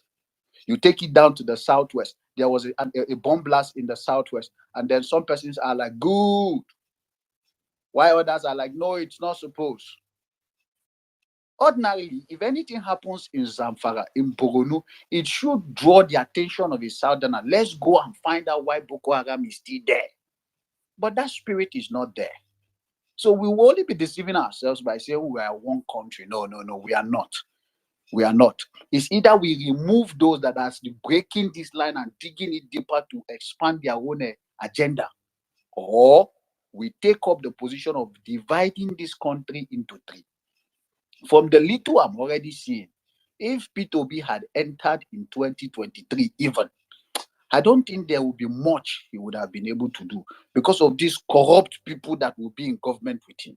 They would have frustrated him to the point that the only thing Nigerians will see is that he's curtailing expenditure and having little to show as achievement. But thank God for the God that sees all things. He knows that for us to get this thing to the root, there is a need for a revolution. I was just watching a clip now where Sowore was addressing the insecurity in the country in a meeting or a gathering of a nature, where he made a profound statement that I want to submit on this platform. Now, he pointed at the man that was prosecuting him for all kinds of treasonable cases and whatever, that dumped the case with the next prosecutor, and now that one is shouting a miloko, forgetting that there were some principles that were guiding him in time past. Are those the people you want to go and protest before? Look at the news I'm getting this evening now that the chief judge of the nation is proposing his daughter-in-law as judge in Abuja. Why Abuja? After they went from Rivers State to Abuja at Supreme Court and the case was in favor of Fubara and some issues were settled. Now for a payback now, there's a need for this government to allow the daughter sitting. Is this the people you want to go and protest to? Oh, come on, don't deceive yourself. There's nothing protest will do in this matter. It's a simple case. It's either we allow Tinubu to do his tenure in peace while we face the challenges and enjoy it while it lasts. Because me personally now, I've already made up my mind. There's this stamina I have because I didn't vote him. So I'm not feeling the pain, even though there is challenge, but I choose not to feel the pain. But for the person that voted him expecting something, obviously his house is on fire now. Even those that went to the sea to go and naked themselves today, they are busy shouting and crying. So those are the people that should be complaining. But for me, no, I'm only preparing my heart for two things. The day they say revolution, I will put on my revolution khaki and come out. The day they say we are dividing this country, I will come and draw the map where the division should start from and let everybody stay as a nation. Those are the two solutions. So the issue of people now saying whether the obedience are not, well, currently I think what the obedience are doing is in order. We are only observing and criticizing when we should criticize. So nobody should blame an obedient for anything. To prove to you that Nigerians have not learned in the constituency of the current SSG, APC won. Go to almost all the by-elections, APC won. And you say, tell me these people are not happy with this government. Come on, let nobody deceive you. They are happy, even if they've placed themselves in strategic places. They are happy. So nobody should call the North for protesting. The people in Niger State are protesting because the hunger has gotten to their homes. Well, it's so amazing that we are the first to feel it. However, it will get to everybody's home. It may be in the North today. It will soon travel down south. It's coming. Everybody should prepare. It's coming. Before Easter, dollar will be 2,000. Go and keep this record so that you remember that I was the one that said it. At least let my followership increase for this particular one. I'm saying. Thank you. Yeah, bye. Thank you so much. And please, I need another female co-host, I beg. I need a female co-host, I beg. Am I not enough for you? You're not enough for them, please, not for me. You are here to serve them, not me. I beg. Okay. Am I not enough for you? Anini, you should be Okay. next. After you come to Saboteur, then Uche, then the groove. You've spoken before, but after Anini, Saboteur, Uche, then groove, then define. I beg that form. Thank you. We saboteur. Is it not what do you mean? Shubola. Okay, Anini, go on, please. 4-5 minutes. Thank you. Is he even there? Anini? Anini is not there. Okay. Somebody I beg. Nasa call. Shubola, no vex go on. I beg. You will look on. All right, I bring you greetings, everyone. I am excited to be in this platform. I think this is my first time being here. Everyone has spoken absolutely well. Because of the economy that is biting us, I want to tell us that some of us are considering suicide.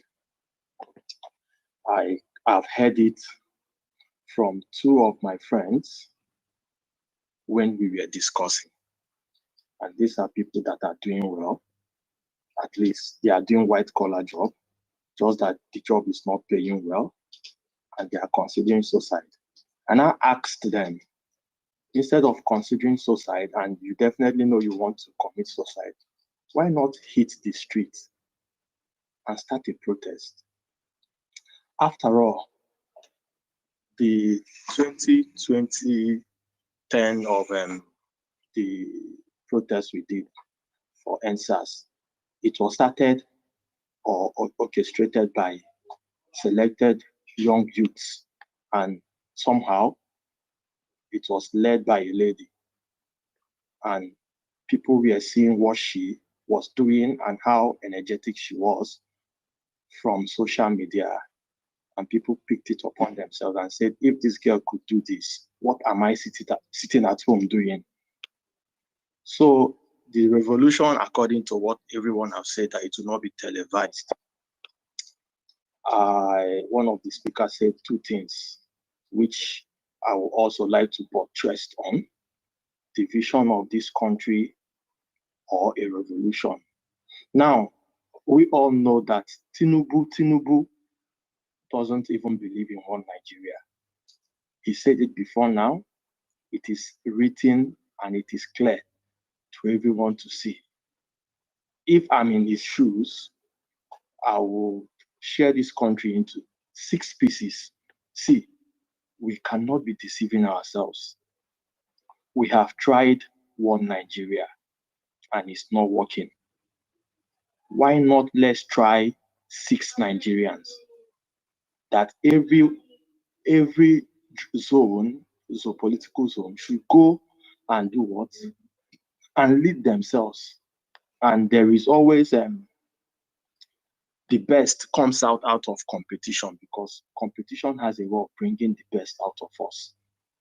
If I'm in Tinubu's shoe, if I finally succeed in this first tenure, I enter second tenure, on the 7th or 6th and half year, I will divide this country into 6 pieces.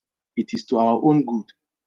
Everybody who is here knows, either by conviction or by the experiences you've had, that this country will not work and cannot work. But each time we keep on believing and hoping that it will work, yet things are not turning up. The same, issue that Mazi Nnamdi Kanu stated, I was never a time I had the same ideology with him. I was against his speech right from time. In fact, I had issue with my own elder brother. He has to tell me to leave his house because he believes in one Nigeria, because he believes in Nnamdi Kanu, and I believe in one Nigeria. He told me during my school days. At his house, why would I be talking of one Nigeria? Why he believes in Nnamdi Kanu, and I'm living under his roof. But today, everything has happened, and I am not a child. And it is definitely an evidence that this country will not work. It cannot work. I don't know if we should call it a go. I don't know. Saboteur, could you please ask ask that person shouting on that background if in the buy bag of rice for 15k or in the buy fuel for 120 naira per liter. Things are hard. People still have energy to shout and speak that way. Who is that person? I beg. Is he a Nigerian? He has taken his leave. Yeah. Go on. So the thing is this: we are being killed, just like I stated earlier before. That people are considering suicide, and it's not a mere thing. People are taking poison. People are dying in their houses because these ones are not being televised or captured on social media, but the economy is biting us. That's a statement of fact.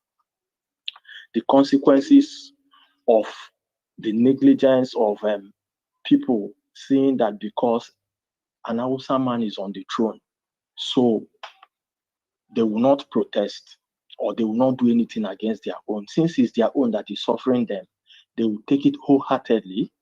But as soon as the button changed hand, it is now Tinubu, the Northerners want to protest. And there has been one particular tribe that has been bearing all the brunt of this issue, the Igbo nation. These particular tribes, they have been a scapegoat. They've been killed on different occasions. If Nigerian cough, an Igbo man must go down. If Nigerian bat, an Igbo man must go down.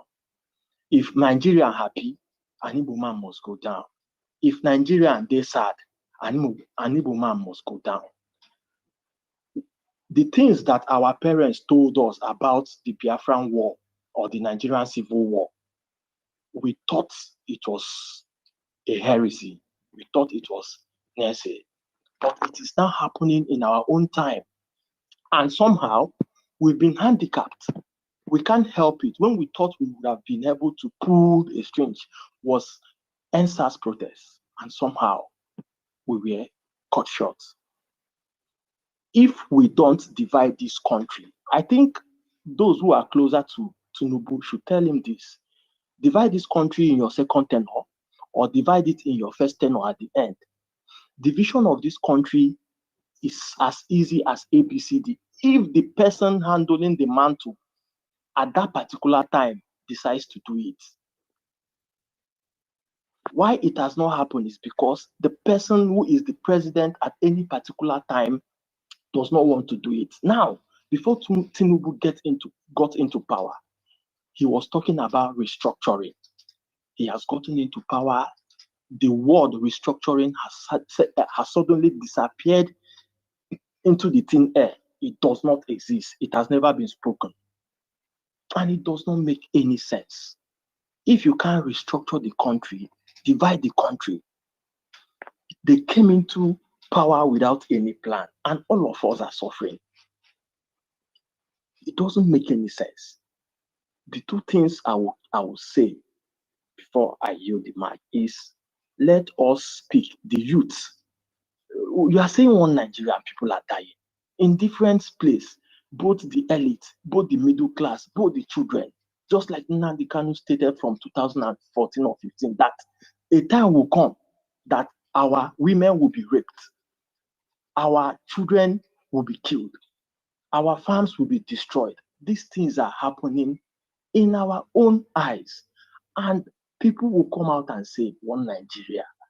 If Nigeria exists as one, we will keep on dying. And it will be turn by turn death. And if it gets to your doorstep, if social media captured it, we will know what of the ones that social media did not capture. It doesn't make any sense. So please, I will encourage the youth to also try and tell people in power, they should consider dividing this country into 6 pieces. Why I'm saying 6 pieces is that the people of South does not want to go with the people of Southeast. The middle belt does not want to attach with the people of the North. And Southwest is on their own. So if they don't agree for 6 tribes, after all, there are Western countries who are 5 million and lesser that are countries, they are nations, they have their sovereignty. So, and we are 200 or 220 million people. in Nigeria. If you divide us into 6, we are still more than 5 million. This is my submission. Thank you. All right, thank you very much. Shubala, thank you very much for your submission. Okay, I I wanted to ask. disagree. The unity of Nigeria is what's non-negotiable.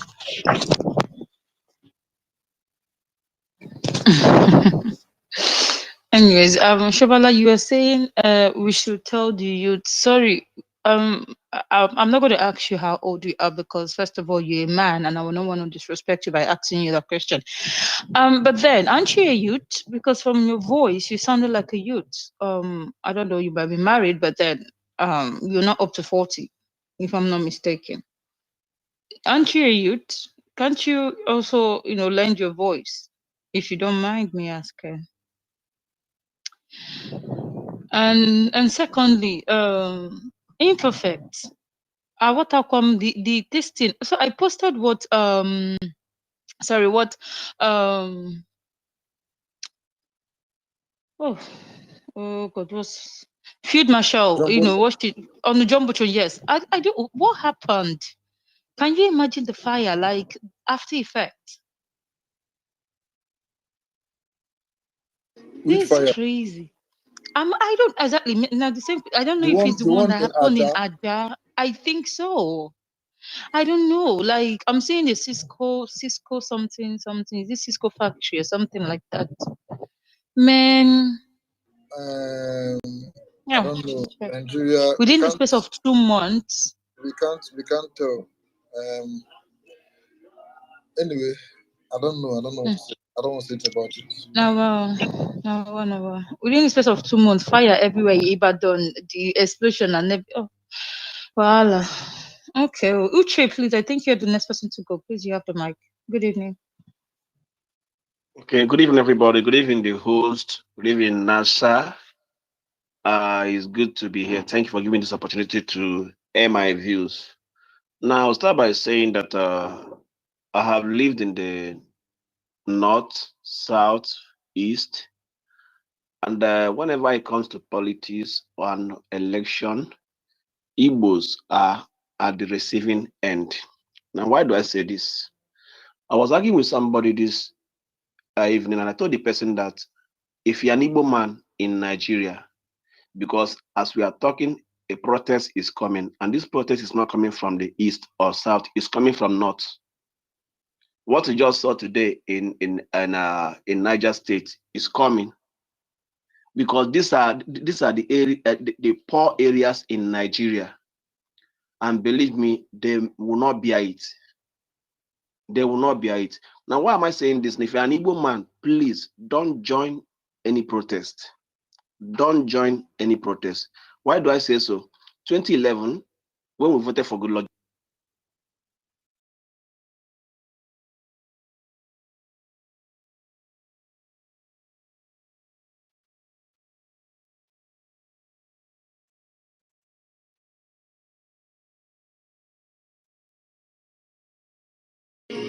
Sorry, is anyone speaking?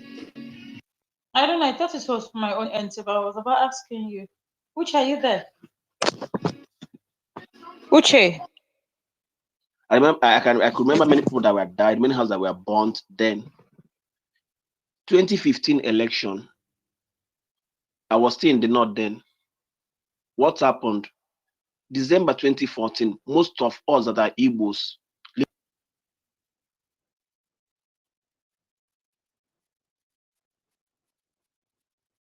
even in the north traveled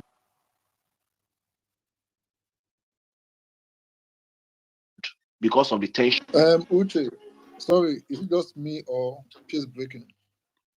Uche, Mercy. He's breaking. I think he has dropped off. He's having network issues. Okay, Uche Mercy, I don't know, your network is not that good. We just leave and come back if possible, okay? I beg, Ifeanyi Chukwu, okay, God, everybody, Moku wait, Moku hear from Mr. Augustine, I beg. These are elder statesmen, I beg, eh? All right, and Mr. Augustine, how are you doing today, sir? Happy New Year, sir.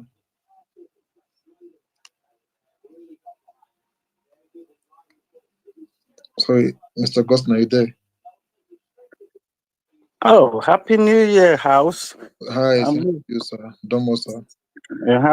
What was it? I'm really impressed with you, Mr. Imperfect. I see you're not sugar.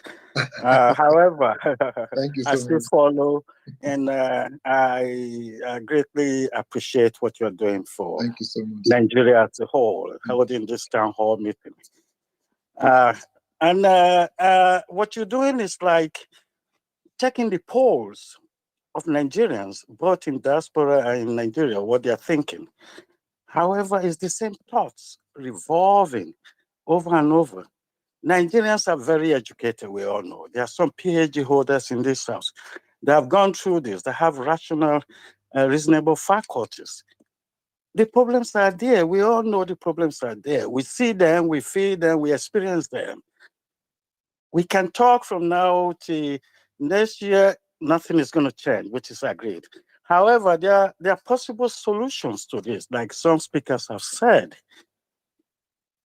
Like going back to our regional basis, that's one possible solution. Let's go regroup and all come back together if we feel we can make Nigeria work. Because there's nothing like one Nigeria now. I was around as a young man during the Civil War. We had, slogans like go on with one Nigeria. I was around. The war came to the front of my house on Mission Road in Benin City. I was here, Forestry, Murtala Mohammed, and all these people. The problem we have in Nigeria is still the invasion of Uthman Dan Fodio. The war that's been going on for 400 years. And it won't stop. The only people that tried to stop it was the Benin Empire. Up to either war, we tried to block them. However, the British came and turned everything around and tried to bring us back because they were getting everything. I'm not going to waste everybody's time today. That's the basis of our problem. That's the foundation of our problem. Having said that, if we can now go back either to our regional series, which was the kingdoms, and let's do the same democracy under the kingdoms by appointing prime ministers. They have it in Britain, it's still working up to now. Nothing changed. But they came over to change us and destroyed us, dividing tribes into different countries. One single homogeneous tribe into 4 or 5 different countries. How can it work? The Fulanis have no space there. They are migrating, they want space, and they are succeeding so far. They don't want Nigeria to work. But who's aiding and abetting? The same colonial master. If we don't let go back to our own system, try to come up with the cabinet system, and let's restart from there. Otherwise, we're going to keep talking in circles. Blame Tinubu, Obi, there's Buhari. But those people don't care. They want Nigeria not to, come together. They are saying one Nigeria. That's not true. They want the whole Nigeria for themselves. That's all. So let me leave you guys. I'm still listening. I thank you very much for giving me this space. I monitor everything from Nigeria. I wish I can help. There's nothing anybody can do at this time. It's either they kill you or they silence you. Anybody will go on the street, last resort, they bring out the guns. What can you do? So I hear the mic for now. Thank you so much for the honor. Thank you, Mr. Imperfecto Sugar. I'm still here listening. Thank you, guys. Thank you so much, sir, for gracing us with your wisdom. Thank you so much. So our own mission road and ring road, the war got to that place. Wow, interesting. Thank you so much, sir. Okay, that's how they go next. Okay, that should be. Hold on, sorry. I think that should be the group. Yeah, the group. Yeah, then we go to fine. Thank you. Justice on network. Sorry, the group order. Is it network issues Justice is having? Because I've been trying to bring them up. I don't know. Yeah, network issues. Okay, and secondly, a quick one, please. If you come to the speaker section, please do go to just mute, okay? Ochiko, your mic was on whilst Mr. Austin was speaking, and it was kind of glitching in my ear. Thank you. Go ahead. Yes. So, thank you again. I believe Oge God wanted to say something.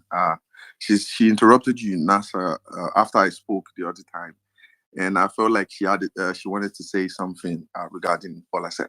But I'm sorry. As we'll still speak on this space right now. Emilio Pon is still on vacation, and on his mandate we stand. I will say it again. So, regarding what I said the other time about religion and stuff, yeah, I'm only seeing it from my point of view. You understand? So I don't know how it is for the old Nigerians. Like I can only speak for like the Southwest where I grew up, and like I literally experienced everything firsthand.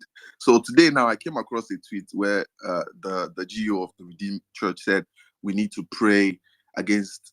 Those are ludicrous things that should not even be coming out from like adults, like grown adults. Because when you look at it from like a life perspective, you understand that there are working systems placed in to do all these things. You don't need to pray. You don't need to, first of all, pray before you see a working system. First of all, these people are like influencers. They are the people. I'm sorry, Sugar Uncle, you wanted to say something. You see, Did you just call him Sugar Mommy? I said Sugar Uncle. Sugar Uncle, do you want to say something? Yes. I hate Sugar Mommy. Can you hear me? Yeah, I can hear you. I can hear you, though. Are you a Christian? Of course, I am a Christian. Do you go to church? Yes, I go to church. Are you aware that of course. God and angels that asked him to say such, and not him speaking from his mouth?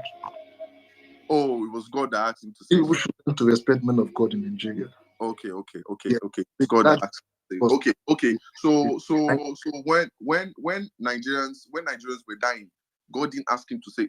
Okay, let's just move past that. But then I just wanted to say, If I beg you, not kill me. I beg you. Anytime it is God. Please. Anytime I'm thinking about this thing, God, not my anointed. God, not my anointed. I'm only speaking about this thing from my own perspective. Yeah, I grew up like in the Southwest, did education in the Southwest, so I can literally tell you firsthand.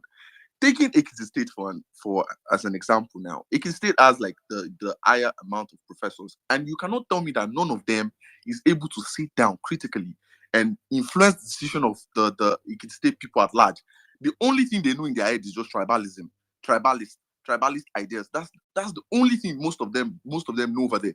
And when you go deep into their society, you find out that for 10 years, some villages in that state don't have power, don't have good road networks. They're like suffering, but the only thing they know how to say is God. Let's pray to God. Let's do. These are things that I think the older generation. I mean, people came on here and were saying like, let's start the revolution. Let's do the. We need to purge some people away from Nigeria before we see the greater good of this country. Some people need to be purged. Like you don't need to open their eyes. Like some people are grown up enough to see that these bad things are happening. I don't know. Maybe they're really denying it, but. What I can say, to be honest, yeah, why we're all clamoring for Obi in a case where Emilio Con and Shitman obviously, like, they need to hand over power or resign in a case where, right, the mess and the shit Obi will have to deal with will be enormous. Because I can't even lie.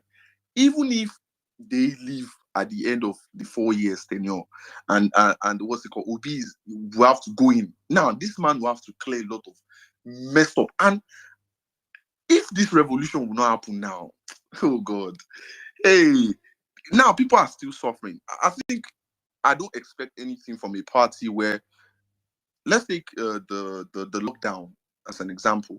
This was where I knew the ability of this APC government to where they are so wicked. Like, how can you get funds, you get grants from different countries, world organizations, and then you watch people literally during the lockdown? I was seeing people starving, like on the road, walking. They were like, we don't have anything to eat. These are actual Nigerians during the lockdown because obviously there was no job. And for one Oba in Lagos State, I don't know why he's not dead now. That man, they should have gone to his place, beaten Blue, but I don't know how God allowed him to escape. They should have beaten that man to the pump. That Oba of Lagos, or whatever his name is called. Now, because of that Oba now, that did not die that time. I think that's why 3 years out. Because all those rubbish people that will not say the truth. The group, I beg, sorry, with all due respect, I beg, I'm not going to mind our choice. Okay, Sugar Uncle. Take your, I beg. Okay, I'll choose them, right. But this is coming from a place of I don't know how to say, maybe it's anger, because lots of people came into this administration in their early 20s, yeah, and now 8 years of Buhari is gone, and now they're approaching their 30s. Most of them, they are clueless. They don't know what to do with their lives. Like, these are actual Nigerian youths that have literally wasted 8 years of their life. They've worked like continuously for the 8 years and literally have nothing to write home about than to gather funds and to leave the country. Do you understand? So I'm really like, I don't want to blame the older generation, because most of them, I see them on this space still clamoring for the right thing. But then we need to reject these old people that still come with the idea of one Nigeria, because it is not working. This thing is not working. Let Emilokon and Shitman just let them just ruin the country. We already accepted that they've won. They've won the election. Me, I'm still on the mandate, that the mandate should stand. But then they should just ruin the country once and for all, so that when they ruin it, many people, or the greater Nigeria, will see reason why most of these people are clamoring for the split of the regional government and stuff, because one Nigeria once again is not working. And to be honest, I agree with the last 3 people. I don't know if it was 3 or the speaker that spoke before, Sir Augustine, that they said the revolution thing. I really buy in it, because we just ordinary eyes. You can't cure the craze of Nigerians. You obviously cannot. So we have to give them by fire for fire now. Thank you.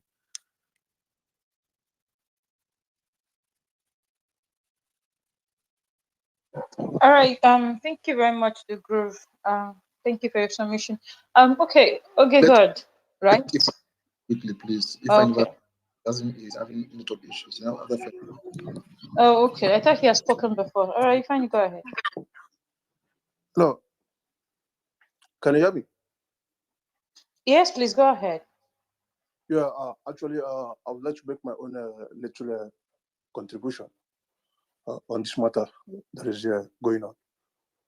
Well, I don't think Nigerian leaders or Nigerian politicians are actually the true problem of Nigeria.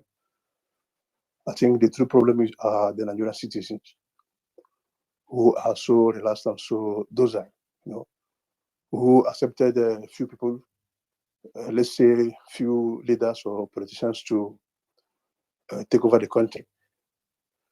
Because you can't tell me that about 1 million people, or let's say thousands of leaders, will be able to defeat 2 million citizens of Nigeria. So the true problem of Nigeria is within the citizens of Nigeria. Because these leaders that we are mentioning today, they all come out of the section of ordinary citizens. So Nigerian citizens remain the problem of Nigeria. Whenever they are ready to take over their country, I believe they'll be able to do that. So the leaders are not really the problem of Nigeria. Then on the area of those who have been mentioning about moving on as one Nigeria and a single entity, believe you me, I really don't believe in Nigeria. I don't see myself as a Nigerian, and I've given up on Nigeria as a country. Nigerians are so loud. They think they are smart. They think they are brilliant. They think they are the best in Africa. But they really need to go around African countries. They need to go within some small countries, small islands, country like Swaziland. They need to see how advanced those countries is. That even the capital territory of Nigeria, which is Abuja lacks so basic amenities or systems. There is people are still drilling borehole and all that. Those are things that you cannot find in all these little countries within Africa.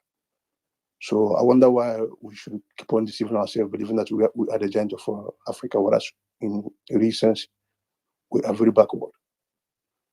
Once diaspora or any country gives a Nigerian the opportunity to shine or to excel, that's when you see them claiming to be the best in in everything. Whereas within their own territory, they are totally failures, and they have failed to improve. They have failed to achieve anything good. So people have been talking about protesting, marching, coming together, to speak out and all that. I really don't see it making sense. It doesn't worth it. Why I'm saying that is that a lot of things has transpired in Nigeria. There is no history in the schools. How can we have a better future without remembering the past? How can we plan for the future without the past? How possible is that? Why should people talk about protest, about gathering, speaking out at this point, when they failed to do that when Yesuwike was busy killing the Igbos in Obi? Why should I personally be concerned about what is going on in Plateau State or somewhere in Niger, people protesting for hunger, when the people of my state, Imo State, are being slaughtered on a daily basis by Ebubaga men and all that? People are dying in the east. I'm being honest with you. On a daily basis, we are losing about 1,000 people at a time. The Fulani herdsmen are busy rampaging the whole area, the whole territory. So why should I be concerned about something happening somewhere else, even when the one that is happening within my own territory has been accepted to be a norm? So Nigerians should just bow down their head in shame and they move on. Believe you me. So talking about protests and all that, I don't see them working or saving Nigeria. Telling people to move on when Nigeria killed the Biafrans, committed a genocide, if not the most second genocide in the world after the Jewish Holocaust. So after killing our people, you expect us to move on as one Nigeria. You expect us to forgive and forget and move on as one entity. You expect me to forgive you for killing my uncles. You guys expect us to forgive Nigerians and move on as one Nigeria. Well, from all indication, there is no remedy to the problem of Nigeria, and there will never be. Nigerians, clergy people, the clergymen have contributed massively to the destruction and the indoctrination of Nigerians. In fact, they are worse than the Nigerian politicians. Those that the GOs and clergymen, they have been using religions, to trap our people more. And the Nigerians has as well failed to emancipate themselves from all these religious talks and mafias, siphoning the wealth of Nigeria. That is why in Nigeria we have, in the whole world, Nigeria is the only country providing the largest auditorium in the whole world. They are the ones providing the richest pastors in the whole world. Yet they have failed to improve. So why should a Nigerian keep on sabotaging himself? I really don't see any solution. If I am to suggest for one, I think it would be better for Nigeria to split. I'm not a party of P2B. I'm an Igbo guy. I don't support P2B. I don't support Tinubu. I don't support Atiku. I don't support any politician in Nigeria. These guys are coming from the same corrupt system.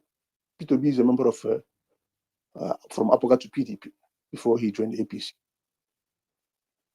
Tinubu was a member of PDP before he joined APC. Please, allowing better, yeah. P2B not for APC, I beg. P2B is not a member of APC, or. Okay, but he was PDP, then Labour Party, not APC. Yeah. Sorry, Labour Party. Yeah.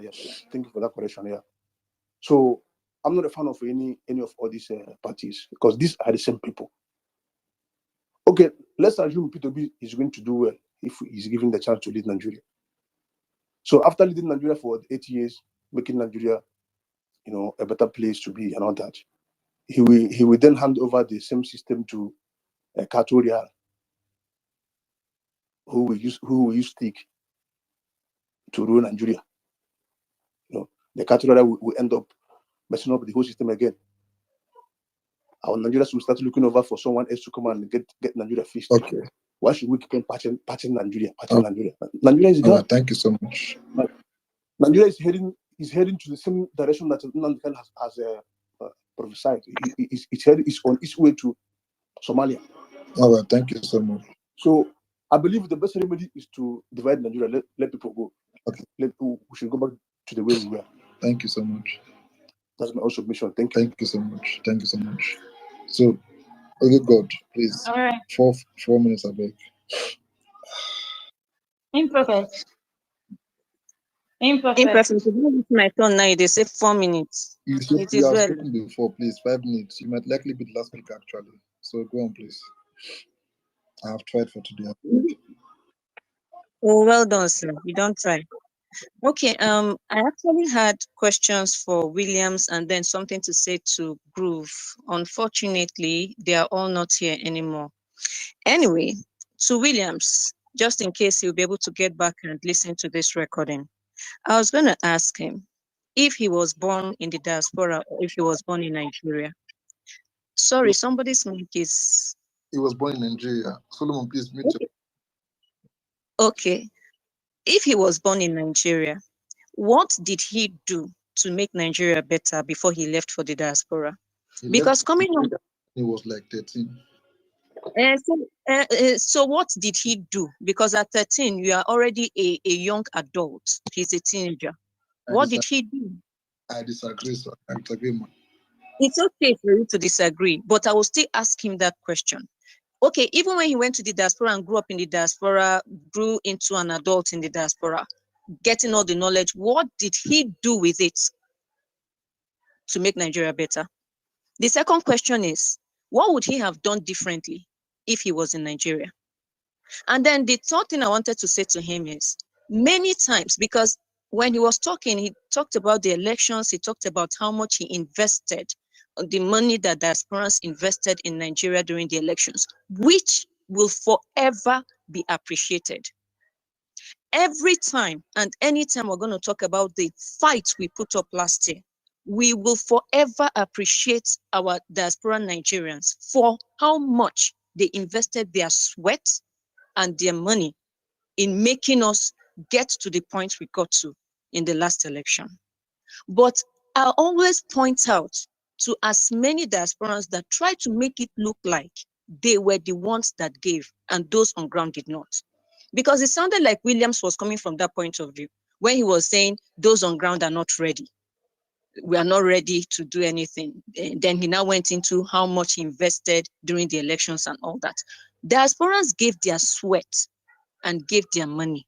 In fact, some of them started working shifts for other people just to be able to meet up with targets that Nigerians were craving for and crying for the elections.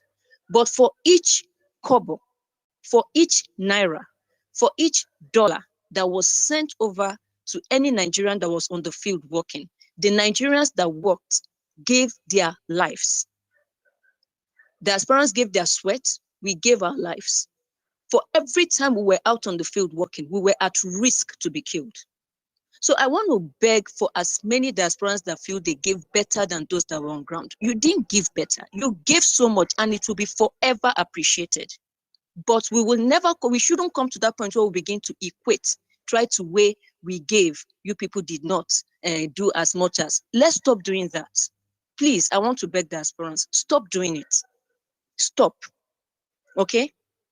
Then I want to also say to Groove, where I want to come to speak to Groove is, he was saying that the outreaches will not work. P2B is doing stuff, but even if we do outreaches, they will not change anybody. I beg seriously to disagree. And unfortunately also, I think Rhoda is no longer on this space. I wanted to use Rhoda as an example. Rhoda is going to the IDP camps we have in Bokos on the plateau. And she is giving those children who have been sacked from their villages education with the support of some Nigerians, both in Nigeria and in the diaspora. giving books, giving warm clothing and all that. If that is not done, do you know what those children will grow into tomorrow in Nigeria? Many of the people, okay, the last week attack that happened, did we not hear some of the kidnappers saying, kidnapped victims saying it was children, young boys that came in to kidnap them with AK-47 and all that? Didn't we hear it? Where do you think they're getting those boys from? When they kidnap males like that, young males, they recruit them into terrorism. So if we do not reach out to people, they will turn out into that. The outreach is, I'm saying, let's begin to do something. Just like, do we think Peter B is stupid doing what he's doing? And do we think Peter B is just doing what he's doing because of another election? Peter B is going around trying to make Nigerians not to give up hope. I least expected that man to be in AFCON on Friday, supporting Super Eagles during the football match. That was the last thing I thought I was going to wake up to. But you see how he shook the whole nation just for that singular act that he did. Not to talk of other things. So anyone who is thinking that he's just doing for show, that person is fooling himself.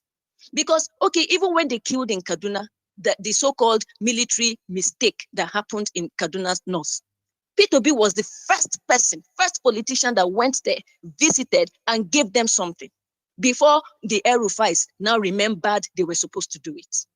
You think their people did not notice? You think people around did not see it and they did not key that down, that this is something of note? Eh? That he's going around doing what he's doing. The man is not stupid. He's giving hope to Nigerians. And he's telling us that we can still, because for every time he also comes out and he keeps telling us a new Nigeria is still possible. So don't come telling me that if we have outreaches to continue to drive that message, that it won't change people. It will. First of all, it will give people hope. Because so many people, somebody came up here and said he knows two of his cousins that want to kill themselves. Do you know how much suicide, even those that are not being reported, that are going all around? So please, as many outreaches as we can, let's do it, first of all, for the sake of humanity, for the sake of our fellow brothers and sisters that can't afford a lot of things. Then secondly, for the fact that we want to give them that hope that we can still get back this country on track. Okay? And he was talking about, if you come on Twitter Spaces, you see people still supporting. If you don't know by now that these are paid trolls, people that are paid to come and do those stuff, then you still don't understand what is going on in this country. And finally, let me speak to my brothers who are saying no Igbo man should come out, and when whatever gets to the Igbo man, he will come out and protest. It's not by you saying Igbo people should not join protest. The Igbos don't have to join the Niger State people. Igbos don't have to join Middle Belt people. But waiting go touch them, we go make them protest, it go touch them. It go reach people to stand up. You see this the way they go around. It not get person where they exclusive for. It not get person where they exempted. It go touch everybody. Everybody we need to stand up, go stand up, cry. Everybody. For those who are believing that, yeah, we need to break up and all that, if you're going to break up now, the only way Nigeria can break up successfully is for us to first have that leader that will take us to the place where we will see that each region can stand on its own, which is what Peter B was clamoring for, which was what he was preaching. He becomes president, he will show every region that they can stand on their own. Then when you now say you want to go, it will be easier. The reason why right now you cannot get Biafra that you're fighting for is because the so-called Northern Cabal and all of them, they would not let the South go because of the oil wells. If you're going to insist on breaking up right now, are you ready for another Biafran war? I have asked this question again. You guys didn't answer me. I want to ask you again. That Biafran war that happened between 1963 to 67, be 1967 to 1970, thereabout. Are you ready for a repeat? Are you ready for it? Because that's the only way you can get Biafra, as in you can start clamoring for another Biafra by force, now like this. If they will let you go, it has to be by war. If you're not ready for that, well, stop telling us that it has to be the only way. That breakup will happen only when there is somebody there that will create the regions and let them see that they can stand on their own. The North, the people of the North have not yet seen that they can stand on their own because their leaders have made them believe that all their powers are in the oil wells that are in the South. That's the deceit that the Northern elites have given to their people, fed their people with for years.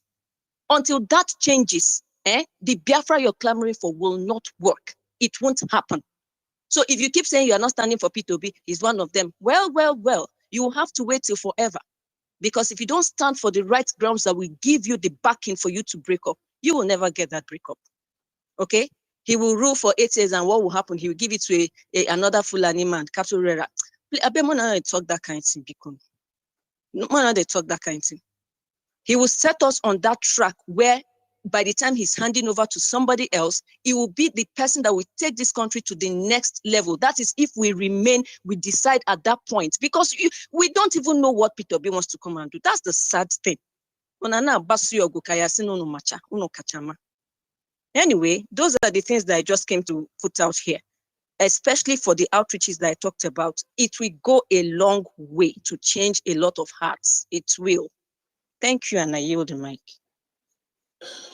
All right, thank you so much, God, Nasa. Thank you so much, Augustine, everybody that contributed to this space. Thank you so much all for joining. It was nice having you guys here. This space was quite impromptu. Imperfect, Mr. Austin's hand is up. Oh, okay.